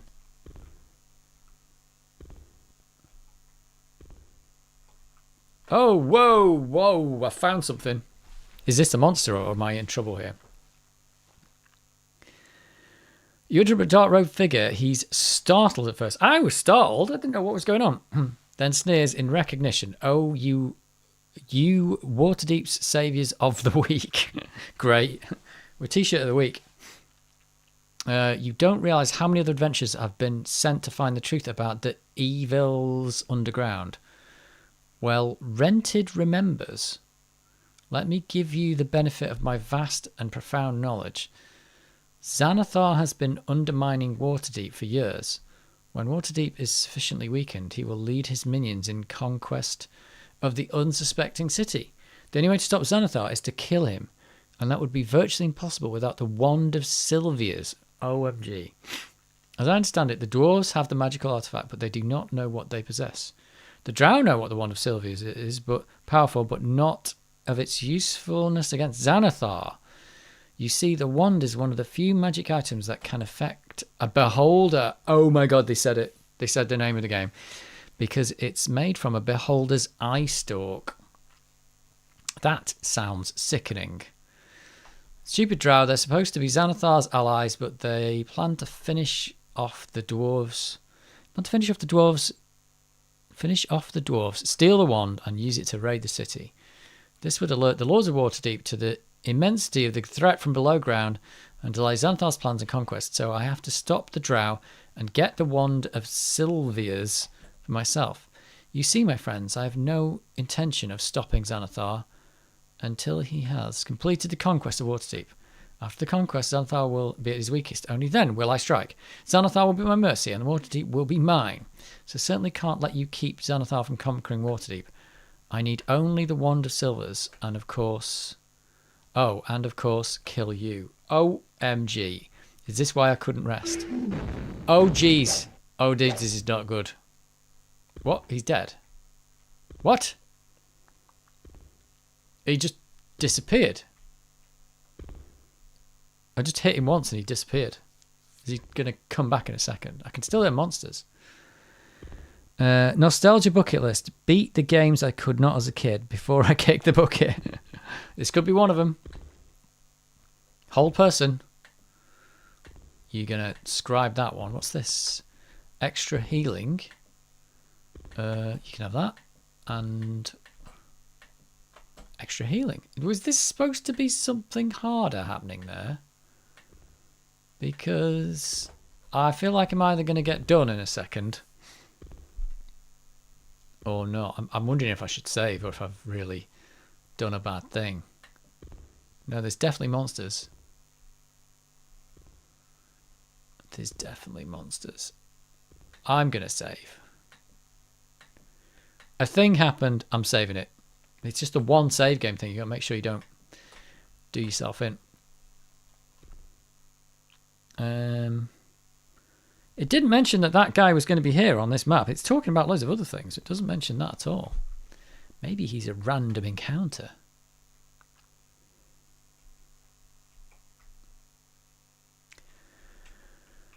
Oh, doors. Is this where the monsters are? There's a trapdoor in the middle there.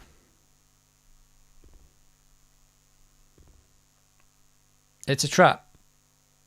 Or they went to the $2 or £2 shop to hire that guy. I don't know. Something here. Uh-oh. Firing mechanism. Assume that's for the trap in the middle, is it?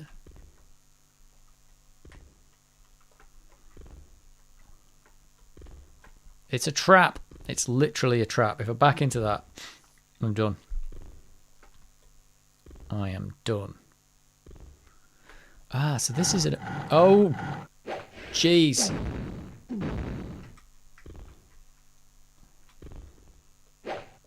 Can you step on the trap? They don't step on the trap, but I can. Come on. Oh, I keep doing that and he can't do anything. I think he needs to heal. Oh, he's got no spells left. This is all bad. Can I swap with him? Yes. He's whacking me.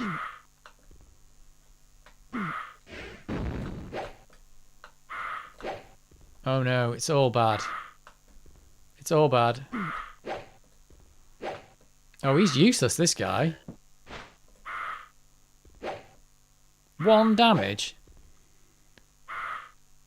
I'm run out of spells and everything. Oh, he did 4 damage. No, he's not completely useless. I haven't got any spells left for this guy. Oh, finally. Jeez, I thought I was dead there. I thought I was dead. Let's rest before everything else goes wrong. I did the party swap then. I did some party swapping. Daryl needs some cure serious wound spells. That's what he needs. Oh, she got can you stop resting? Yeah, she's got whole person.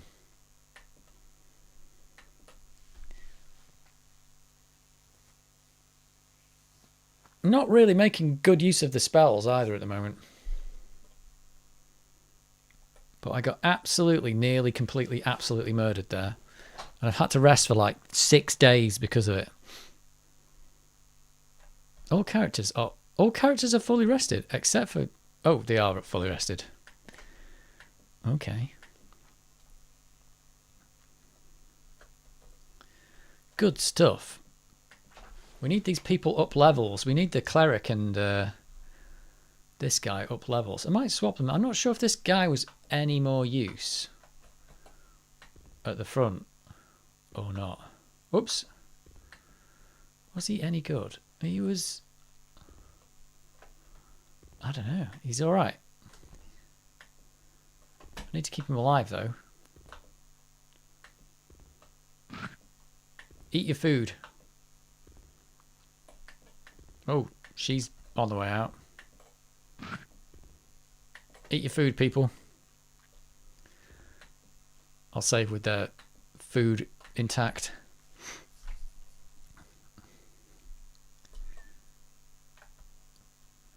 Went to the £2 shop. Oh, idiot. Absolute idiot. I just wanted to get my arrows back and stepped on the trap. I love the way the trap didn't work for them, though. How do I get my stuff back without stepping on the trap? Oh, I can get the rock. I need these arrows back. Oh, there we go. That's all I wanted to do. I just wanted the arrows back and stuff.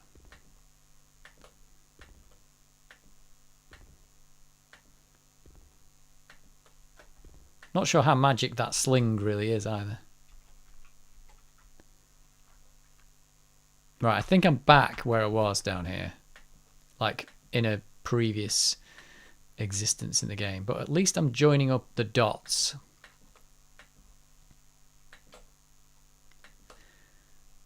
This is getting proper dungeon crawly though.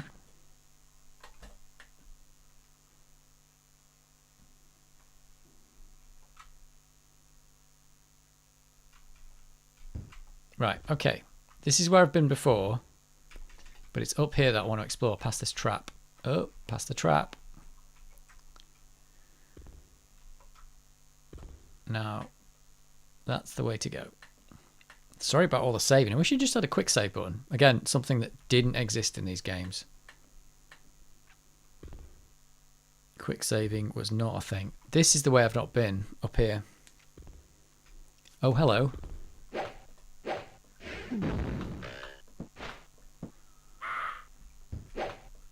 Can this guy actually do any spells? Flame Blade. Oh, he can. Oh, you can't. Oh, that doesn't work at all. Oops, I've done a whole person on my own guy.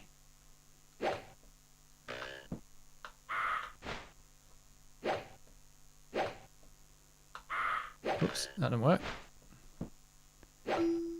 Right. Oh, Todd Uphill. He's the star of the show today.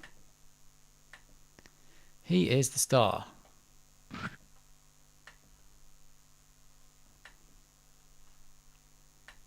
There he is, Todd Uphill. Star of the show.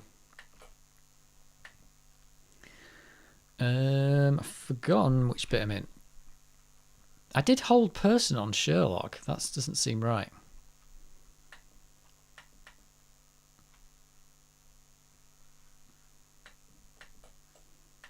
I'm going to get stuck again here, aren't I? Because it's going to be like a bit where I need a key that I haven't got or something.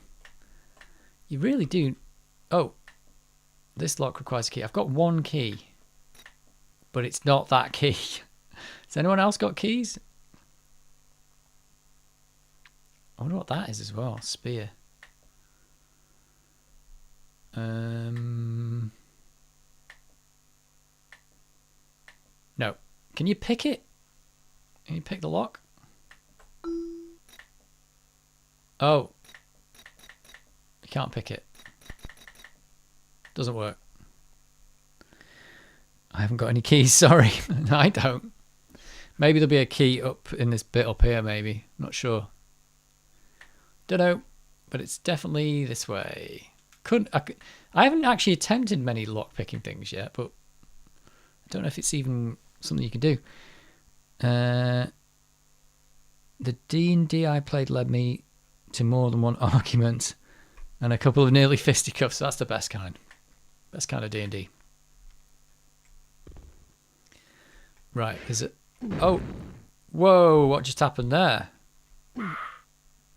Who's? Oh, you were here, are you? Oops.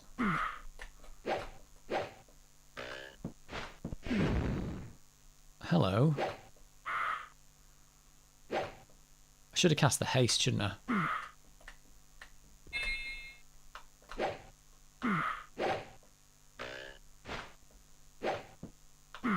Oh, haste is quite good, actually.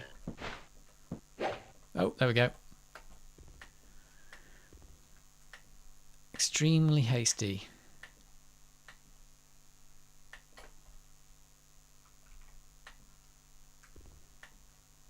Yeah, you're going to see me watch me picking up rocks for hours.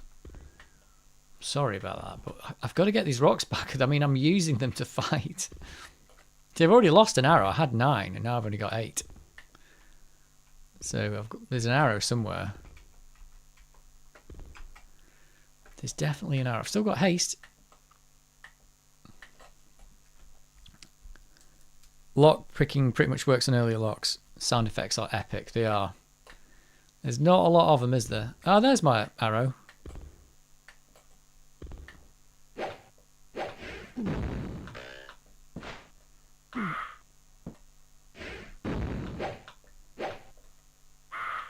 Oh, that doesn't work. That doesn't work. It's just missing everything. Bless these people. Make them hit things. Useless. Useless. Oh, come on. There we go. Oh, God, the kill-like ones did nothing. Absolutely useless. I'm just hitting him with rocks because the fighters are actually missing. It's just useless.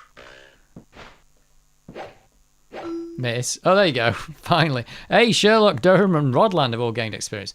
Well, maybe they'll actually be able to do something now. Well, we are getting... the combat's getting pretty feisty now because these guys are nearly murdering me. It's all... oh, here's all the rocks. Throwing a lot of rocks, though. That's one thing I can say. Don't really know where I am anymore.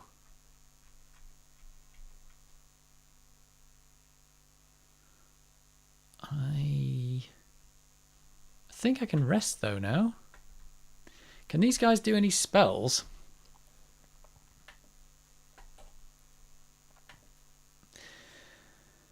Ooh, let's do one of those. I hardly even use these now.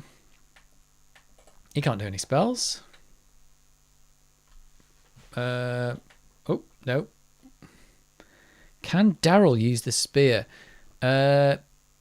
Probably, but will he be able to hit anyone because he's behind? I don't think he'll be able to... oh, no, he can't use the spear anyway because he's a cleric.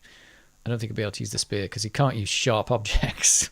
He has to use spoons. He's like Mystery Men. He can only throw spoons. That's how clerics work. And has he got anything else? Whole person isn't working for me. I don't really know. Oh, I can do more here. Create food.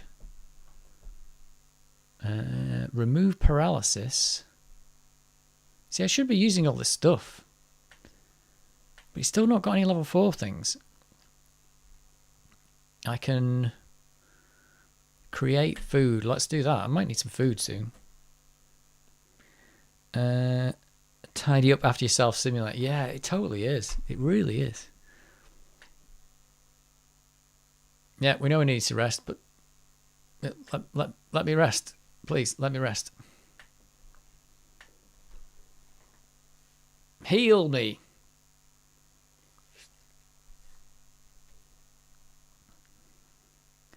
I think this whole area that I'm in now has opened up all... I can get to all the other areas now.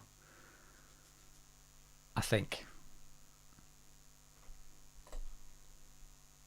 So that's a good thing.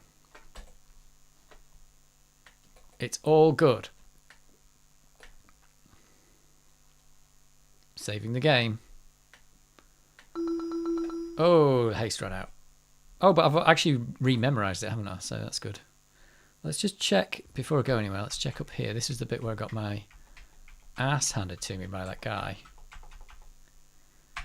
And this door just magically opened. Well, not magically, but unmagically opens.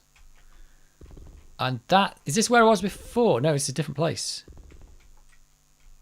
Ah, this is where I got to before. Yeah, it is. Whoops. This is that room I was in. Yeah, and I couldn't get through the door. And now I'm through the door. Kind of useless. Oh, so no, I am stuck now because... Wait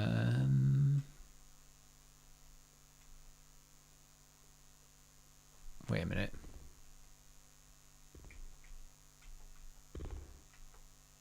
That's the door I can't get through. There's another egg. I've got an egg.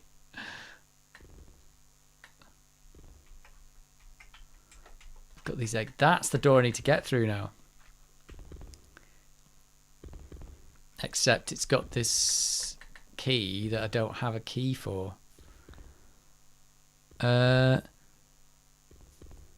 Poor Daryl, everyone else rest and Daryl is healing. Find your nearest union, Daryl. Scroll up a bit to chat and see what I wrote about a whole person. I missed that. I don't know where that is. I don't think it's... I think it might have not... It might not have posted it. Because YouTube does like to delete things. Did it come up on the screen? Because if it didn't come up on the screen... then it deleted it. I think it might delete it. Oh no, you said it. Sorry, not sure the rules for whole person in this game, but in AD&D it will not work on monsters. Oh, what does whole person do then? Oh, you mean it's got to work on like humans? It just didn't even like tell me whether it was doing it or not. It's a bit weird. Right, I think, though, that's the door I've got to get through. But I need a key, and I don't have the key. I think I wasted my keys on a lot of other things that I shouldn't have done. But I did it. So, is there anywhere else I can explore in this area? I don't know. Let's try it.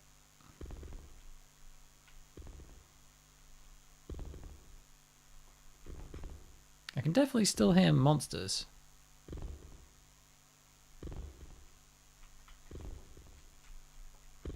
Oh, there he is.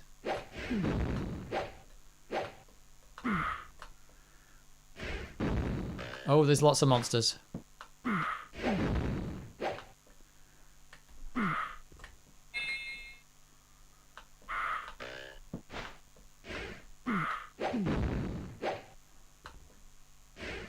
Well, the haste is definitely working, but...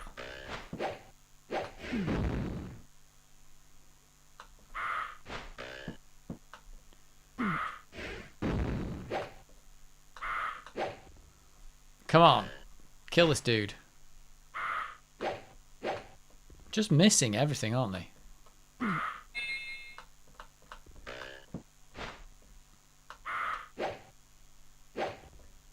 Wow. Takes a big beating. Tard, carry some things, please. You are the star of the show today. Remember to pick up your arrows, otherwise you won't have any arrows. That's not good. I mean, at least the other games, they had a thing at the end where you got all the loot at the end, And I think they didn't have it in the first game, but eventually they added a take all button, or like you could just take all the arrows. You didn't see the arrows, it was just a list of things that were there at the end of the battle. Some of it was your stuff, some of it was theirs. So it was just whatever you got your hands on. That's the trap room. That's the room with the trap. There's my rocks. That's how far they go. That's how far the rocks go. Got an itchy ear, I'm afraid.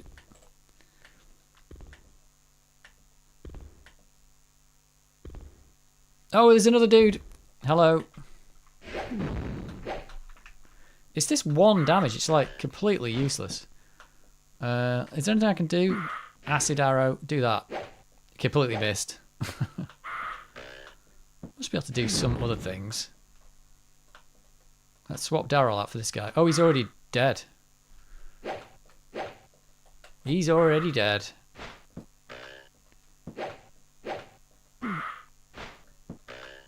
Wow, it's just like useless. 2 damage. Come on. Hit the dude. Oof. Well. Can he... Oh, you can revive that guy. That's good. I've got him back up. Does the map show you where the keys are? No, it doesn't really. It's telling me where traps are and things like that.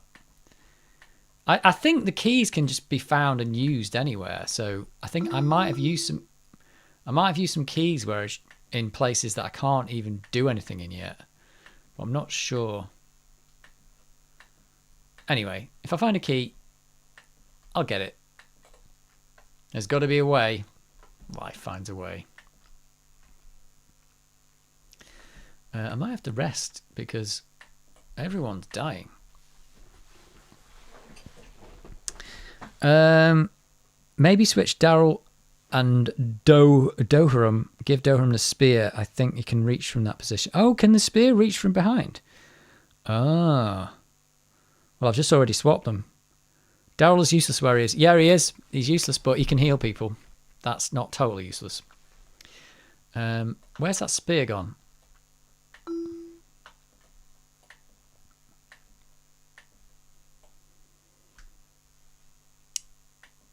So you think he can hit from behind with that?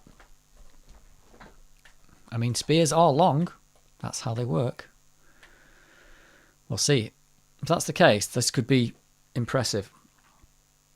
Get a long reach so you don't put your back out while bending over for those rocks. We're gonna need it. I mean, we've got a magician. Can't she just like magic the rocks back into the knapsack? Isn't that a possibility? Please, magic woman. Right, that's the door I can't get through. There's nothing in there. Something down here. This door's open. I think there's a secret down here, but I might have already opened this. There is a... It reckons there's a button on the wall. Oh, there it is. Oh, I just closed it. So I've been through there. Yeah, and this is one of these ones where there is a secret door there, but I've got to get to the other side of it before I can get anywhere, I think. Can't go that way.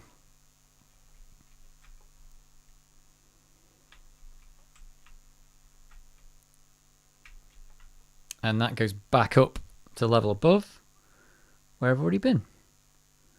So I'm kind of stuck in this area because I need a key to get through. And that key will unlock the entire rest of level 6. Which is... Oh, there's something you can do with the eggs as well, but I'm not even at that. So yeah, so I'm missing... Yeah, there's not a lot else in here.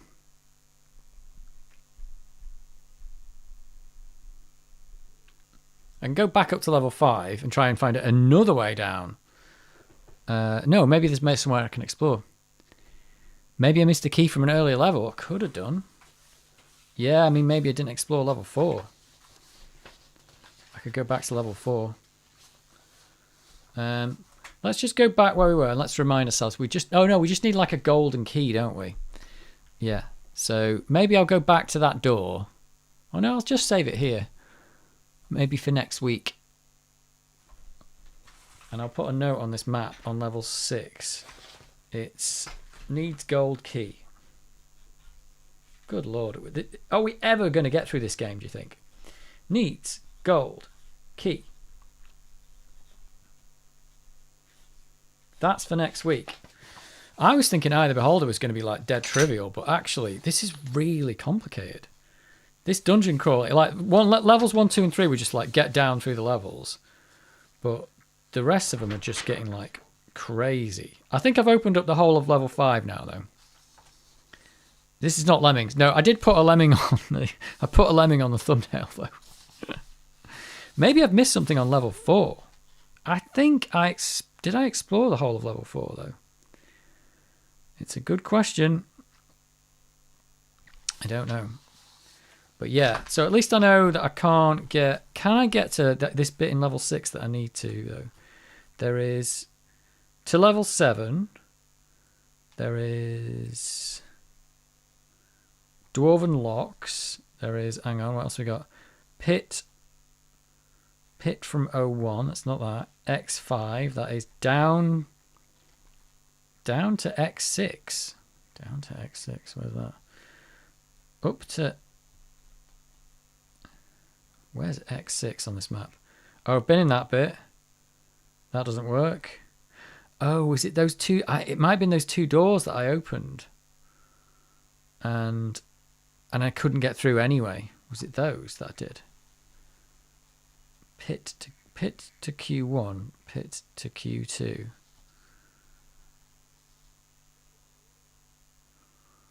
I don't know. Yeah, there's just loads of bits I can't get to right now. We're looking for a key. We're looking for a key. Well, and I even printed out the maps to level 7 and 8 because I thought, did you get the gold key on level 4? I don't remember. I mean, I had 2 gold keys, but I've used them. So maybe there is a gold key on level 4. Maybe that's the thing. But where would it be? Could be anywhere. Don't know.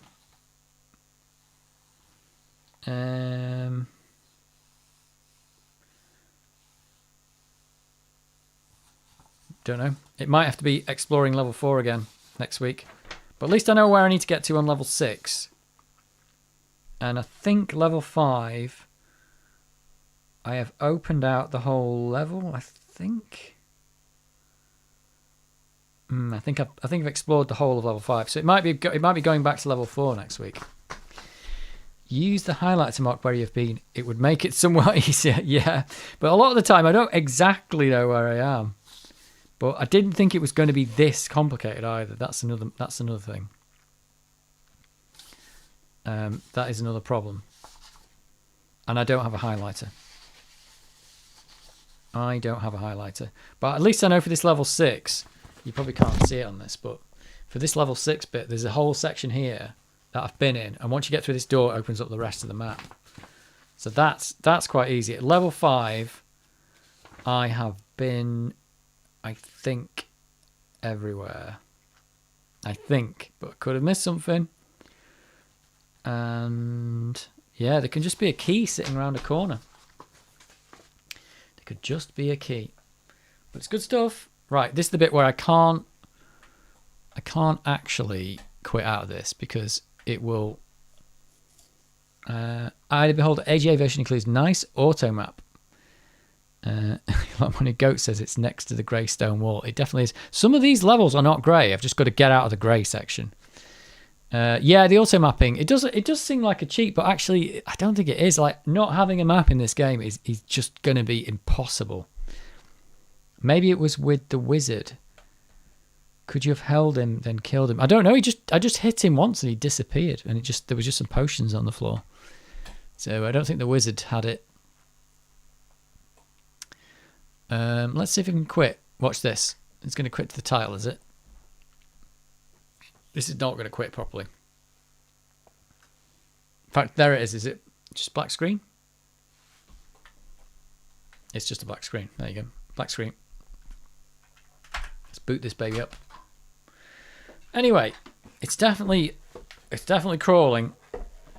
It's definitely crawling. I might have to play it like off stream. I don't even have time to play games off stream, so but it might just be like got to go and find that gold key, and or next week you can watch me walking around trying to get a gold key for 6 hours, which is a possibility. I'm excited by the prospect of colour, hoping for brown. The water was brown when you go into the sewers. The first 3 levels are a different colour. Then it goes grey. And I can get to level 7, but I'm stuck in a room now. That was all like purpley. But definitely the colours. There's 12 levels to explore anyway. So I'm roughly halfway through. Roughly. But you know. Who's counting? Who is counting? But yeah, I know what they mean by dungeon crawling now.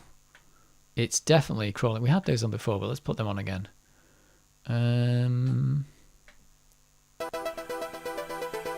We had these.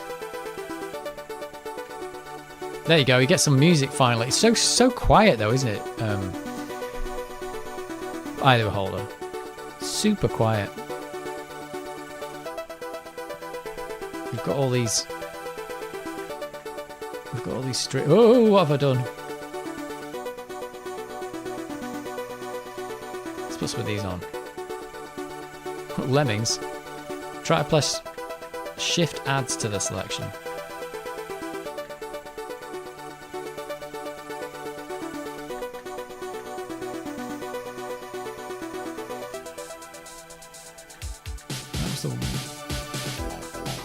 I don't know what any of this stuff is.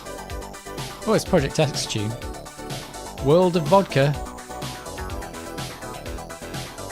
I'd really have to go through these and find out what's good and what isn't. Can't wait to see you going through Champions of Kryn. It doesn't really work very well though, Champions of Kryn, unfortunately, on the 1200. And it doesn't work very well apparently on WHD load either. Because it's got a problem with the save game. So, it could be one of those games you have to play it on the... I wonder if it works on the 600. Sad Hippo. Oh yeah. What Amiga screen modes does the OSSC support? Do you want to find out?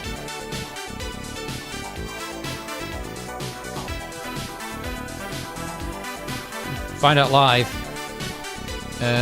Where'd you change the screen mode? Is it in preferences? Right. Here we go. What are we in? Right. High res laced. High res laced. This is gonna... Let's see what it does. There you go. High res laced. Prepare for your eyes to be burned. Oh gosh. Never used interlace back in the day, and looking at it, can you see why? It probably looks better on the stream than it does on my monitor, but my monitor, it feels like you're about to have a seizure.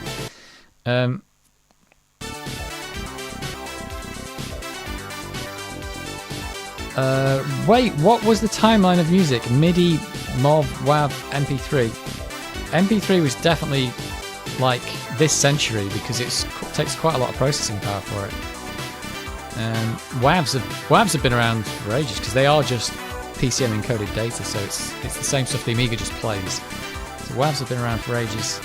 And MIDI, I don't know when MIDI came about actually. Right, what do you want to know? Low res? Low res should work. There you go. That's not what we're in now, but that is low res. We are in high res, aren't we? Yeah, we're in high res now, so that works. Low res laced. This is going to look awful too, unfortunately. Prepare to hold your eyes. There you go, it works. Low res laced. Yeah, God. The Amiga was... These interlace modes were always awful. I could never use them. 320 by... I mean, it was good that it could do it, but... You know, you weren't going to create any broadcast quality graphics like that, were you? Let's face it. Super high res. This is 1280 by 256. That's the visible size. There you go. Super high res. That one is at least you can read it without burning your eyes. Ouch, my eyes, migraine. Yeah, it should have come with a health warning, that mode. My A1200 is hooked up to OSSC input 3 with a VGA adapter and the VGA only monitor driver in place. All modes work and the picture quality is better than SCART. This is SCART right now. I don't think SCART and VGA really any different. Are they really any different? They're still just RGB analog. And here we go. Super high res laced. This is the money. Super high res laced. If you look at this though, this is an incredible resolution for a computer back in the day, but oh my word, my eyes are burning. Like, the resolution is very good. The picture quality is not very good.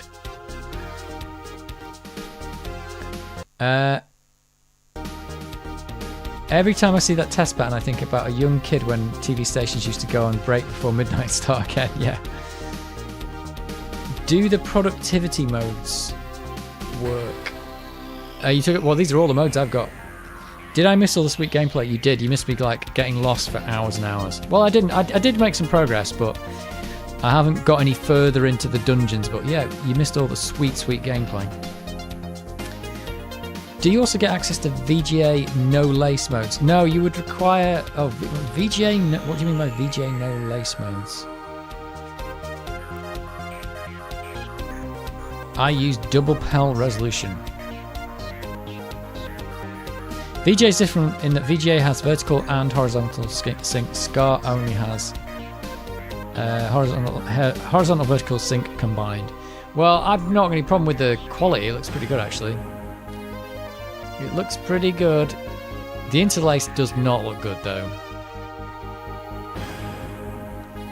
But yeah, I've not really tried the. I've not really thought about trying the VGA thing because that's technically this supports the. If you just plug a VGA thing in here, it'll support it with the 15.6 kilohertz thing, won't it? I don't know. I never thought about trying that. I've got this chunky SCART cable anyway, so I'm happy with it. I don't know what you'd even need. What would you need for a VGA cable for the Amiga? Is it just like 5 pins or 6 pins or something?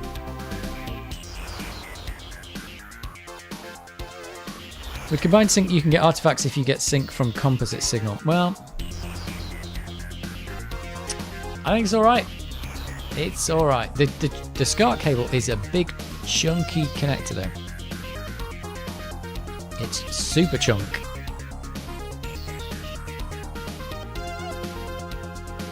But you never know. Could do a comparison, see how different it is. But there you go. All the modes work anyway. So there's nothing really else. You can just do higher colours, but that's not going to make any difference to OSSC, I think. I've always had it in high res though, because that's what I always had my Amigas in. I always had it in 4 colours because they always had 4 colours for me. It never went any higher. You could put it in higher colours, but I mean I could go 256 now, but it's just like, oh look at that. That is beautiful. Look at that colour bar there with the actual 256 colours in it. So when you try high res laced 256 colours, is that even possible? Maximum colours 256. Oh, they all are. It's possible, apparently.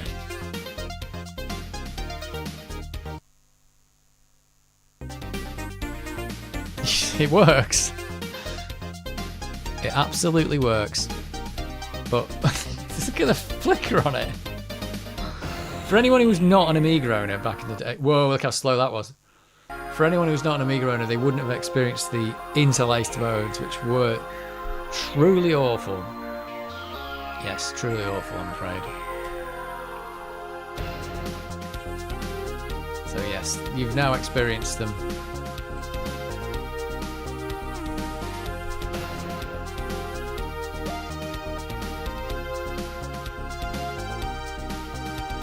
Amiga has C-Sync. You're talking about composite sync. I also use Amiga to VGA, but modified so I can have C-Sync. I also need C-Sync on my PVM. There you go. I just sold a cable to C-Sync pin to adapter. Well, I never actually kind of thought, like, the problem with the Amiga is it's got that 15 kilohertz output thing that doesn't work on any monitor, does it? But I kind of forgot that the OSSC obviously does work with it. So, but yeah, I had the SCART cable prior to getting the OSSC, so I just carried on using it after that. I mean, double PAL when I said no lace 720 by 556, non-interlace. Need double PAL and VGA only drivers installed. Well, everyone's going crazy with the resolutions. Yeah, I think if I was going to be doing some crazy stuff on here, you'd have to... Well, I don't think you would want high resolution because I never used it back in the day. This is a funny thing. I leave my Amigas in 4 colours and this mode because this was the mode I used and this was the number of colours I had. So it feels like going up to more colours is wrong. It also is slower, but even on the 1200 it's slower. But this is where I'm at. This is where I'm at with my Amiga. I'm happy with the 4 colours. Well, in Workbench anyway. It will work with VGA monitor with the A1200. You just need the right pin converter. Well, there you go. You seem to have a lot of screen modes missing. I don't know. Those are the only ones I ever knew existed. So why would there be more? Those are the only ones I ever knew. Anyway, I'm not going to use any more if there are any, I think.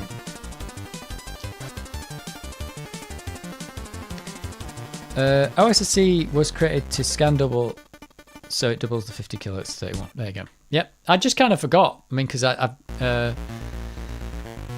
used the... I've had the SCART stuff plugged in, like using that for ages, and then I just got the OSSC, so I just plugged it in with the same cable. But the quality is brilliant, I love it. Extra modes are provided by monitor drivers that are hiding in the storage drawer by default. Storage?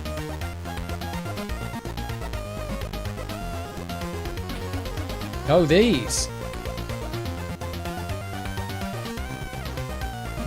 What does that do though? I don't know how to use that. It just says double PAL. Oh, it's just oh, I've just loaded them. Okay, I see what you're saying. I just loaded them. So this is what you were talking about, double PAL. So how is this different to PAL? It does not support Genlock, but the resolutions are the same. What's the difference? 50 hertz. Oh, 48 hertz, 27 kilohertz. What? Mate, is it gonna work? No signal. It says 27.27 kilohertz, 47.151 hertz. The OSSC does not understand that at all. Oh! Okay. OSSC can't do that. What a weird... 48 hertz? High res, no flicker?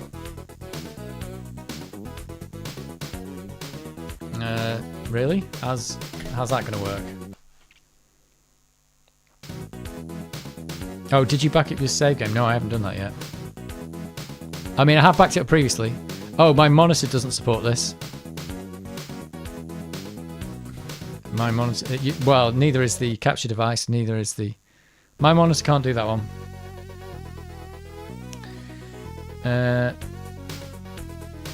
Well, there you go. That's double PAL. It's not happening. What else have we got here? What are these other... What's this? All this other stuff? VGA only. So if I load that... I mean, you can do NTSC. That's the thing the Amiga can do, isn't it? You can switch to NTSC. Are they there now as well? No. That doesn't do anything.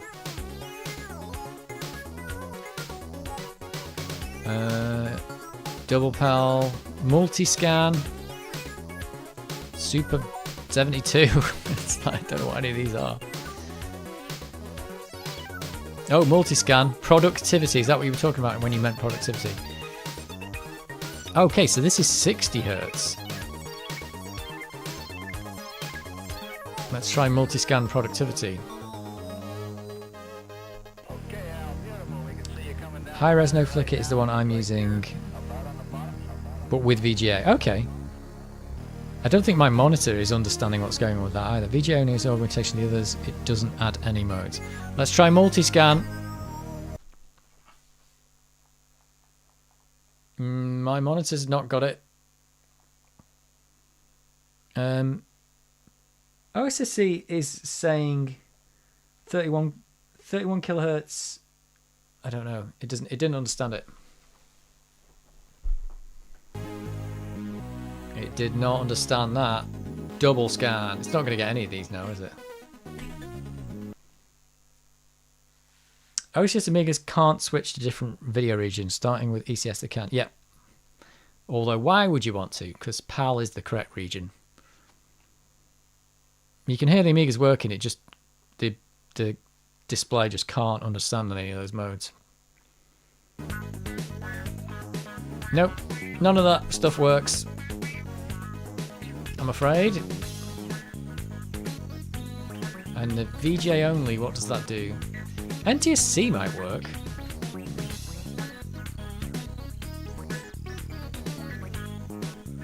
NTSC high res. That should work. I think. It doesn't, does it? No. Yes, it does. There you go.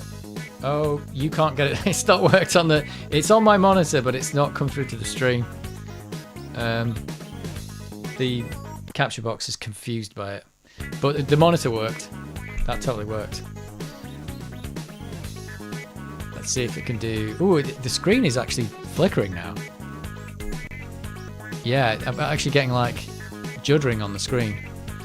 Let's try low res. Here we go. Okay, it's worked. Yeah, it's not working, but it is. Oh, you can't really see it for the microphone arm, but it's on the screen there. It's totally working. Oh god, there's some weird like juddering on the screen now. So NTSC will work. What else have we got? Everything else just isn't appearing. There you go. My screen now flickers. That wasn't happening before. I wonder if that's my monitor doing that. Is that doing that on the screen? I think it is, you know. I think I've slightly confused the OSSC by what I'm doing.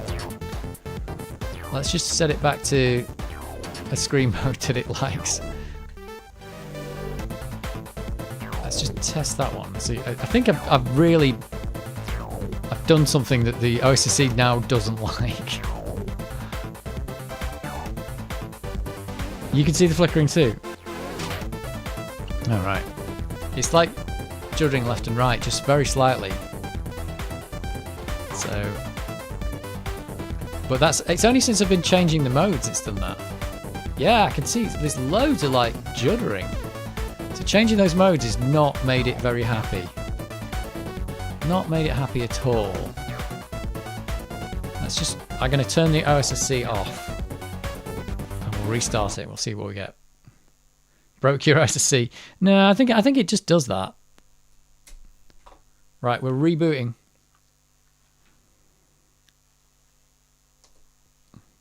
Yeah, I think it had the wrong...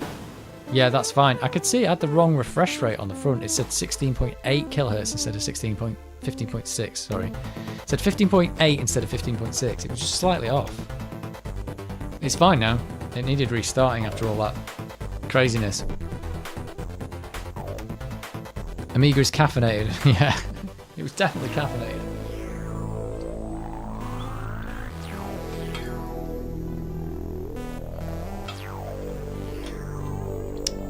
You owe Dave a cup of tea. What do you owe me the cup of tea for? Oh, for breaking the OSSC. Yeah. Well, we've got to find a gold key in Eye of the Beholder. And that's probably going to be the name of next week's stream. But, oh, don't know where that key's going to be. It's going to be hidden round a corner in the middle of nowhere. Somewhere. It's quite a good game, Eye of the Beholder. I could see, like, back in the day why people got quite involved with it. But, oh, God, we're doing it without the maps. I bet everybody bought the clue book, which had the maps in it. I bet everybody did that. Everybody enjoyed it anyway. I mean, this game got 95%. It got 95% in Amiga format. What's it called? Amiga Magazine Rack. See what they said about it.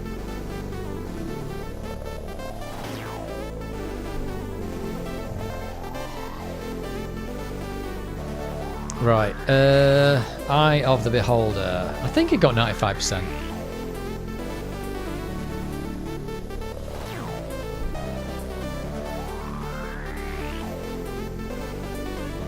Just hang on. Eye of the Beholder. Let's look at the Amiga format review. Come on, Amiga format, where are you? Right, it was reviewed. Amiga format 24, July 91, by Neil Jackson. He gave it 92%. It says.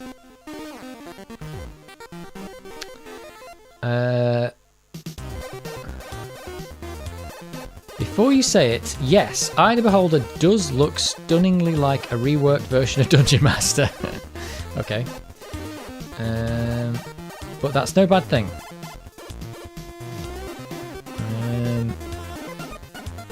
What of the important stuff like plot and atmosphere? Read on. There isn't much plot.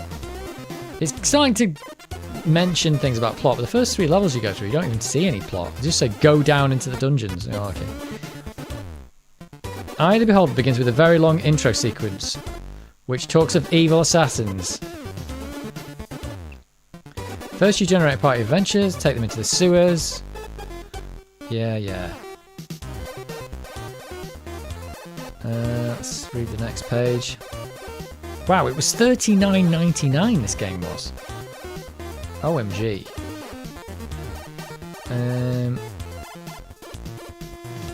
Moving deeper into the sewer is relatively easy. You just click. It's remembering where. Hang on. It says it's remembering where you are and how you got there. That's the difficult bit. See, that's the problem I've got. It's like next week I have to remember, like, where am I? Like, where did I save the game? I don't know.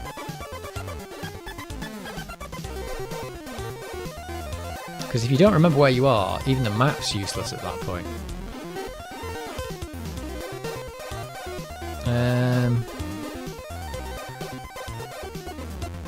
Eye of the Beholder's many corridors and rooms all look vaguely similar for much of the time. They vary greatly from level to level as you progress deeper into dungeons. But on any level, it's still easy for you to get hopelessly lost. There you go. Careful attention, though, you must be paid to your compass. If you're not to the end, up like Todd uphill, the huffing thief whose remains are found near the entrance to the sewers. A few minutes wandering is likely to get you into trouble. Yeah, there you go. So they're saying the same thing. Why has it got 95% though? Well, I don't know, but they like it. They do like it. Is this music really loud? Let's back up the save. Let's back them up.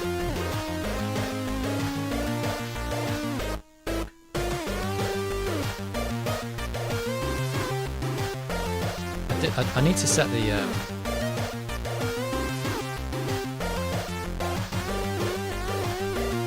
where's the command? There we go.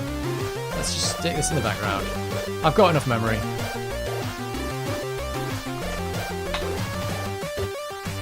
Oh, it's a date. It's a date. What's the date? It's the next day now.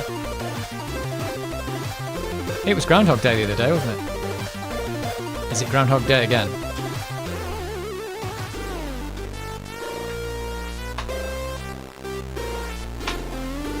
Sunday, the 4th of February at 12 minutes past midnight. That's what it is right now.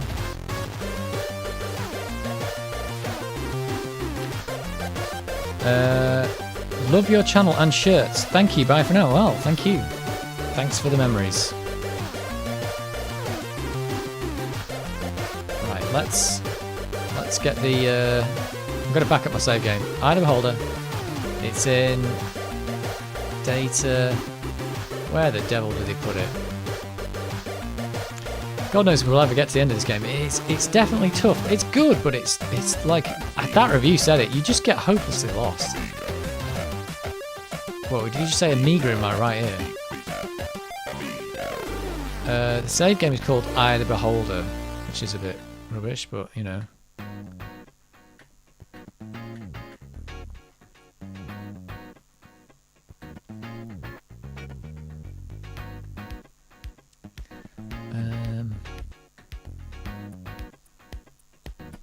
Can you date stamp?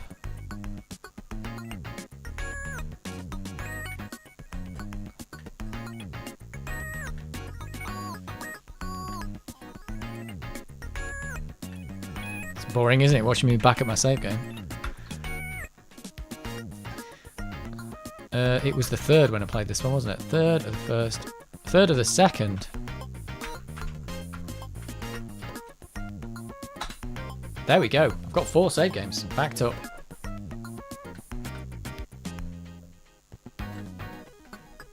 You get to watch it all happen. The save game's all backing up. Hippo, can you come to the front, please? There we are. It's funny that I still like trying to click on these things to bring them to the front, but that's a Windows thing. You don't do that here. We don't do that. You have to press that stupid flippy button. Oh, see, look, it's gone. And it's back. So you click that to focus the window, but not to bring it to the front. Click that to bring it to the front. So it's a bit of an odd one. It's a little bit odd.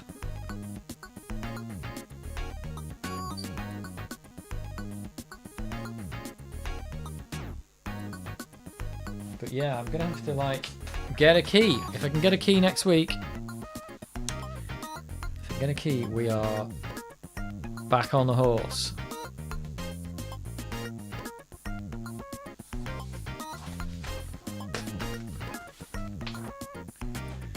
Should have played Champions of Kryn. Although Champions of Kryn, you can still get lost in that too, you know. It's not really a dungeon crawler, but there are crawly sections. I think there are anyway. There's a lot more talking and there's definitely a lot more story, I think. And the combat's way different, but the combats are much harder as well. I mean, not that the combat wasn't doing me in with those poisonous things, but there'll be battles that you could spend like half an hour on them and have to restart because you've really messed it up.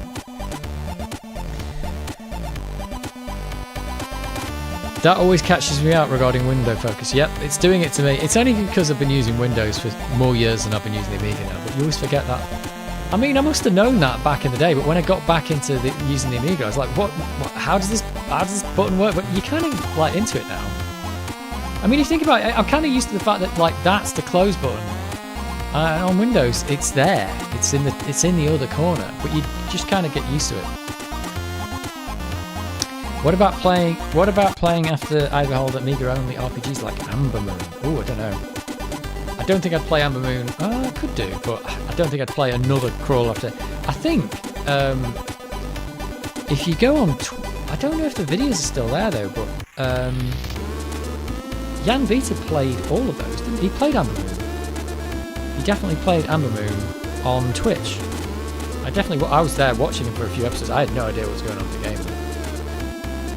No idea at all. But yeah, if you want to watch those, I'm sure Jan Vita's got them, but I don't know if they're on. I don't know if they're there to watch on YouTube.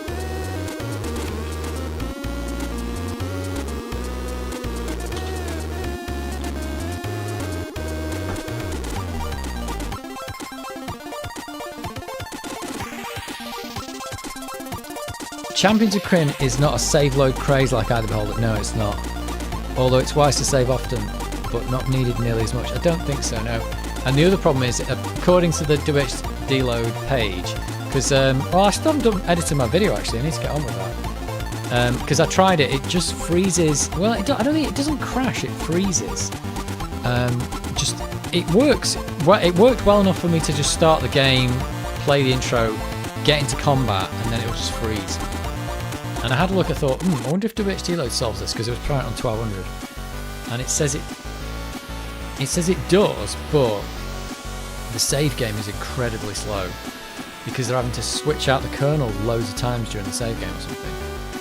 So it doesn't sound like it's an ideal game to play on the 1200 or on WHD load. It probably works fine on the 500, but my 500 doesn't have a hard disk, so I'd have to play off floppy disk, which isn't that bad. It's probably not got a huge amount of disk swapping in it. And I sound like the floppy disk save would be quicker than the actual WHD load save. And it might work just fine on the 600, which does have a hard disk, but doesn't have a number pad, and I think you might need the number pad. It's just like a comedy of errors trying to play that game, really. It's just like, it doesn't really work properly anywhere. But yeah, I still need to finish editing that video. It's not an amazingly in-depth video, it's just me like playing a bit of Champions of Kryn and having a look at the game and the manual and stuff. It should work on the 600, it works on the 500 plus. Yeah, but it's just, do you use the number pad to move about, I think. So it might work, but you might not be able to use the number pad, which might be really annoying. I mean, I'm sure you can still play the game because you can move with the mouse, but it might just be super annoying. Fairy Tale Adventure is a good one to play. Oh, right. Is that another RPG? Yeah, I did all my RPG playing on the Commodore 64. In fact, do you want to see, before we go, because the stream's going to end soon, do you want to see, because it's installed, do you want to see Champions of Kryn? Because here it is. Oh, look at that. Here's Champions of Kryn. It's very odd. It's got like mixtures of like Workbench 1.3 folders. Like I said, this is the install from the floppy disks. It was not designed to be played on the 1200 because it came out before the 1200. You can just look at all the stuff in here. I'm sure I saw some. Yeah, there was definitely some. There we go. Was this sound? There you go. Look, there's sound in here. Which 3.1 can play. You can use the arrow keys as far as I remember. Been a while. Okay. It's probably not that bad then. Here we go. So this doesn't work on the 1200. So I've installed it on the hard disk. I installed this when I did the video. And the music sounds awful, but it's just a version of the Commodore 64 music, which was also pretty awful even for Commodore 64. They just put this one tune in. This actually sounded better on the Commodore 64.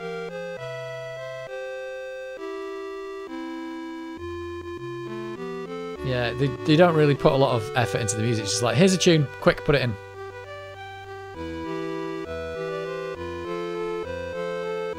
I would have thought with this being like a Workbench game that this would totally like work 100%, but it really doesn't.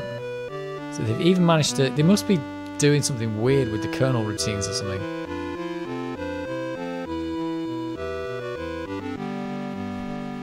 So that's fine.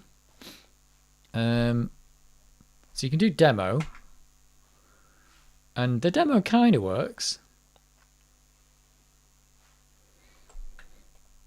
Evil never rests.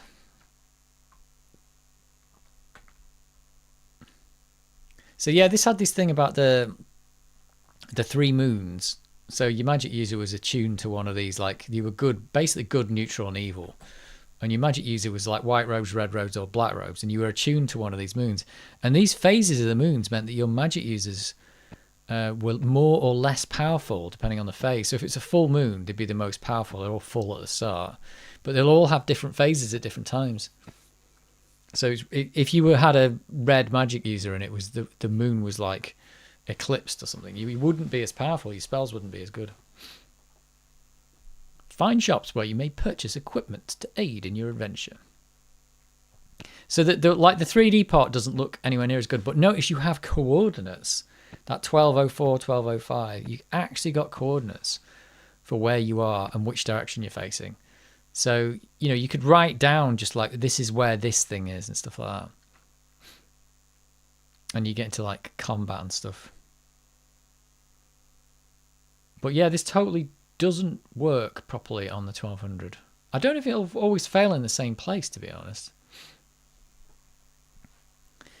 Figures that music isn't the greatest. Most D&D games from that time are ports from PC, which in that time had ad-lib or PC speaker. Oh, that maybe makes sense. The Commodore 64, I think it's just crashed. Oh, it didn't do that on me in the video, but I could. There you go. It was just about to start the combat. I did get into combat on this version.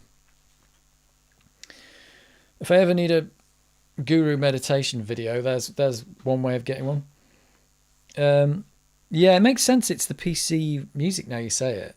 The Commodore 64 music didn't really sound that bad because it wasn't like fancy Commodore 64 music, but it was all right. The Amiga one sounds the worst because the Amiga could do so much better than that.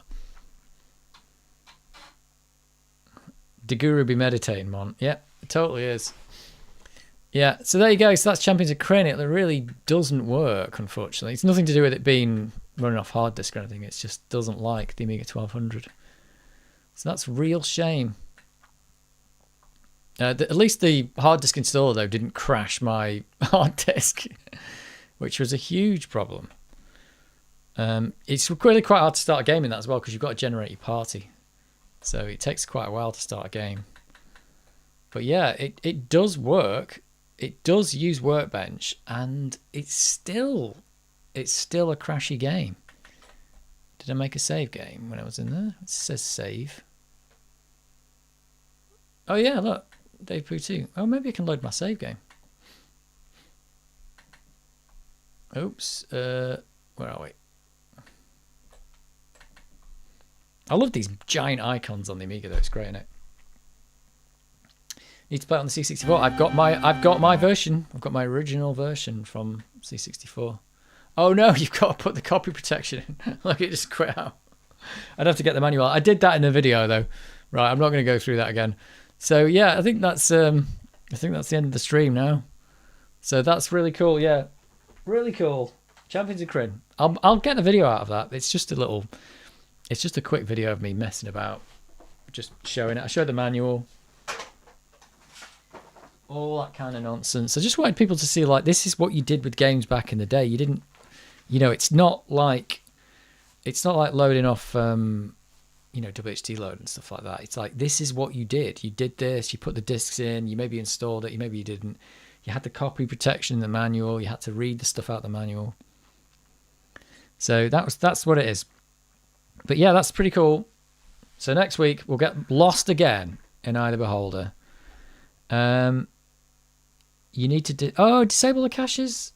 Should I try it? Oh, should we quickly try it before we leave? I'll do this. I'll put the demo on and we'll see. I don't think it'll make any difference though. I don't know. It's just a quick go. We'll have a quick go. Disable CPU caches. Go. Boot.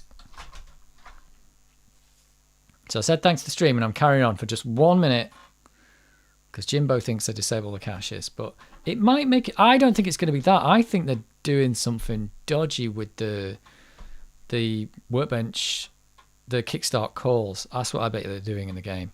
I bet you they've done some shortcuts or something weird. Here we go. Champions of Kryn. Come on. Right, so this is the no CPU cache version.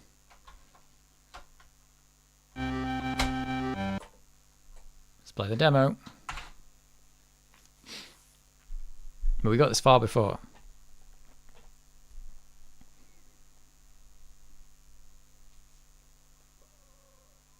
And Sir Ringwald.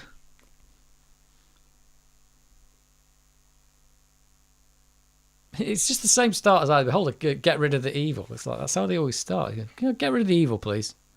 Okay, we'll do that. I don't think it'd be any difference if I loaded a floppy disk either.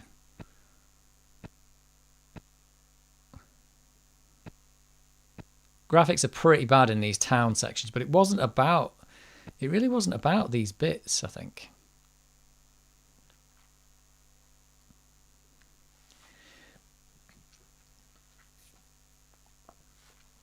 Come on, barmaid, because we want to go home. But then again, if it doesn't crash, it doesn't crash.